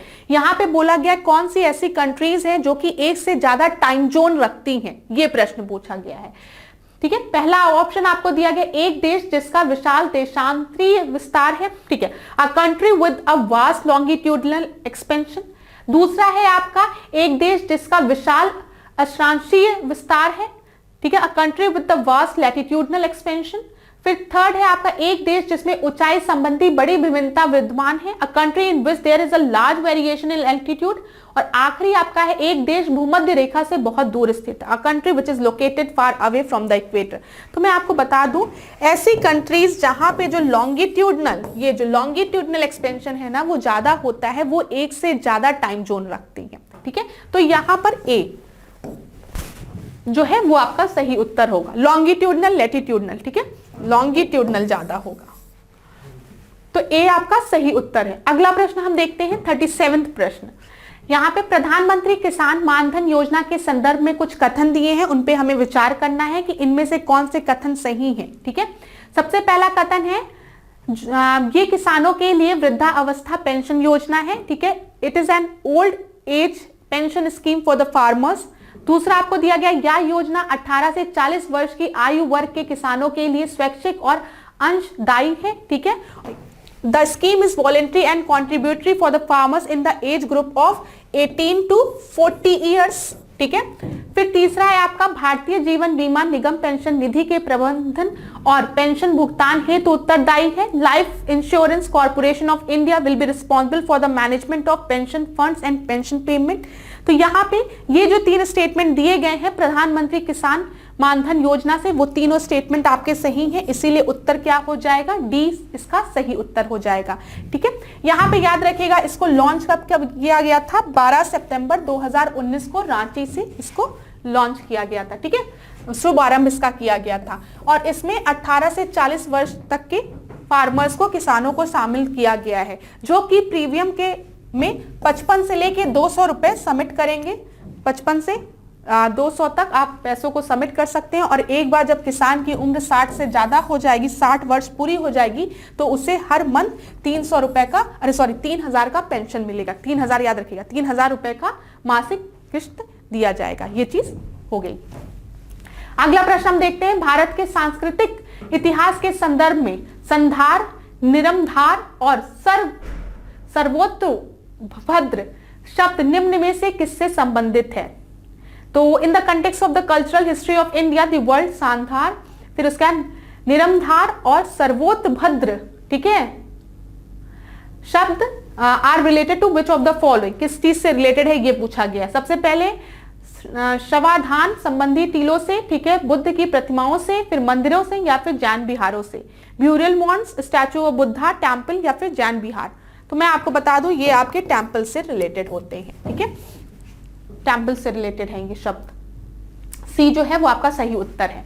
39 प्रश्न को देखिए, किसी पारिस्थितिकी तंत्र में आर्द्र भूमि का क्या महत्व है, what is the importance of wetland in ecological ecosystem. पहला है यह पक्षियों और जंतुओं के प्रजनन स्थल और घोंसलों के निर्माण हेतु क्षेत्र प्रदान करने में सहायक होता है। It is helpful in providing the breeding ground for the birds and the animal and providing areas for the creation of the nest. दूसरा है यह तटों को अपरदन से सुरक्षा प्रदान करते हुए तूफान और चक्रवात से होने वाली हानि को कम करता है। It reduces the damages from the hurricanes and the cyclone while providing protection from the erosion of the coast. और आखिरी है यह जल शुद्धिकरण में सहायक होता है। It help in water purification. तो मैं आपको बता दूं यहाँ पे जो सही उत्तर है वो आपका क्या है, डी। यहाँ पे जितनी भी चीजें दी गई हैं ये सब महत्व है वेटलैंड का, आर्द्र भूमि का, ठीक है। वेटलैंड डे कब मनाया जाता है कमेंट बॉक्स में बता देना। और प्रश्न बड़ा था, अगर चाहो तो वीडियो को पॉज करके फिर इसका उत्तर देके अपने प्रश्न को देख सकते हो कि आपने सही सॉल्व किया है कि नहीं। वेटलैंड डे कब मनाया जाता है, कमेंट बॉक्स में बताइए। तो यहाँ पे आपका तीनों ही सही था। देखिए व्याख्या में दिया गया है, ए आपका सही उत्तर है। अगला प्रश्न हम देखते हैं, आज की क्लास का आखिरी प्रश्न। पर्यावरण और पारिस्थितिकी के संदर्भ में स्थित शस्य या खड़ी फसल से तात्पर्य है। इन the context of environment and ecology what is meant by the standing crop. Standing crop का मतलब क्या होता है, ये प्रश्न में पूछा गया है। किसी दिए गए वातावरण में मौजूद जीवित जीवाओं का कुल biomass is the total biomass of the living organism present in an given environment. दूसरा है शाखों और झाड़ियों का समुदाय, community of branches and bushes. तीसरा है कटाई के लिए तैयार फसल, रेडी टू हार्वेस्ट, जो फसल आपकी एकदम कटाई के लिए तैयार है उनको स्टैंडिंग क्रॉप्स कहते हैं। या फिर आखिरी है एक पारिस्थितिकी तंत्र में पाए जाने वाले अकार्बनिक पोषण तत्वों की मात्रा, the amount of inorganic nutrient found in an ecosystem. तो मैं बता दूं आपको, स्टैंडिंग क्रॉप की जब भी हम बात करते हैं ना, तो ये टोटल बायोमास होता है लिविंग ऑर्गेनिज्म का, जो कि एक स्पेसिफिक टाइम पे स्पेसिफिक एनवायरनमेंट में प्रेजेंट होते हैं। Is the total biomass of a living organism present in an given environment. किसी दिए गए वातावरण में मौजूद जीवित जीवों का कुल बायोमास आपका स्टैंडिंग क्रॉप इसका मतलब होता है। चीजें क्लियर हो गई। तो ए जो है वो इसका सही उत्तर है। हम उत्तर व्याख्या में भी देख लेते हैं। देखिए ए सही है, अगर आप चाहें तो व्याख्या को बाद में पढ़ भी सकते हैं। तो धन्यवाद क्लास, आज के सेशन को हम यही खत्म करेंगे। आज की क्लास में हमने 40 प्रश्नों को कवर किया। 40 प्रश्नों से रिलेटेड और भी जो इंपॉर्टेंट प्रश्न आपके परीक्षा में पूछे जा सकते थे वो भी हमने डिस्कस किया। आशा करती हूँ आपको क्लास पसंद आई हो, आपके लिए यूजफुल रही हो। अगर अच्छा लगा हो तो क्लास को लाइक और कमेंट करिए, शेयर करिए और इसी तरीके से डिकोड एग्जाम के साथ बने रहिए। धन्यवाद।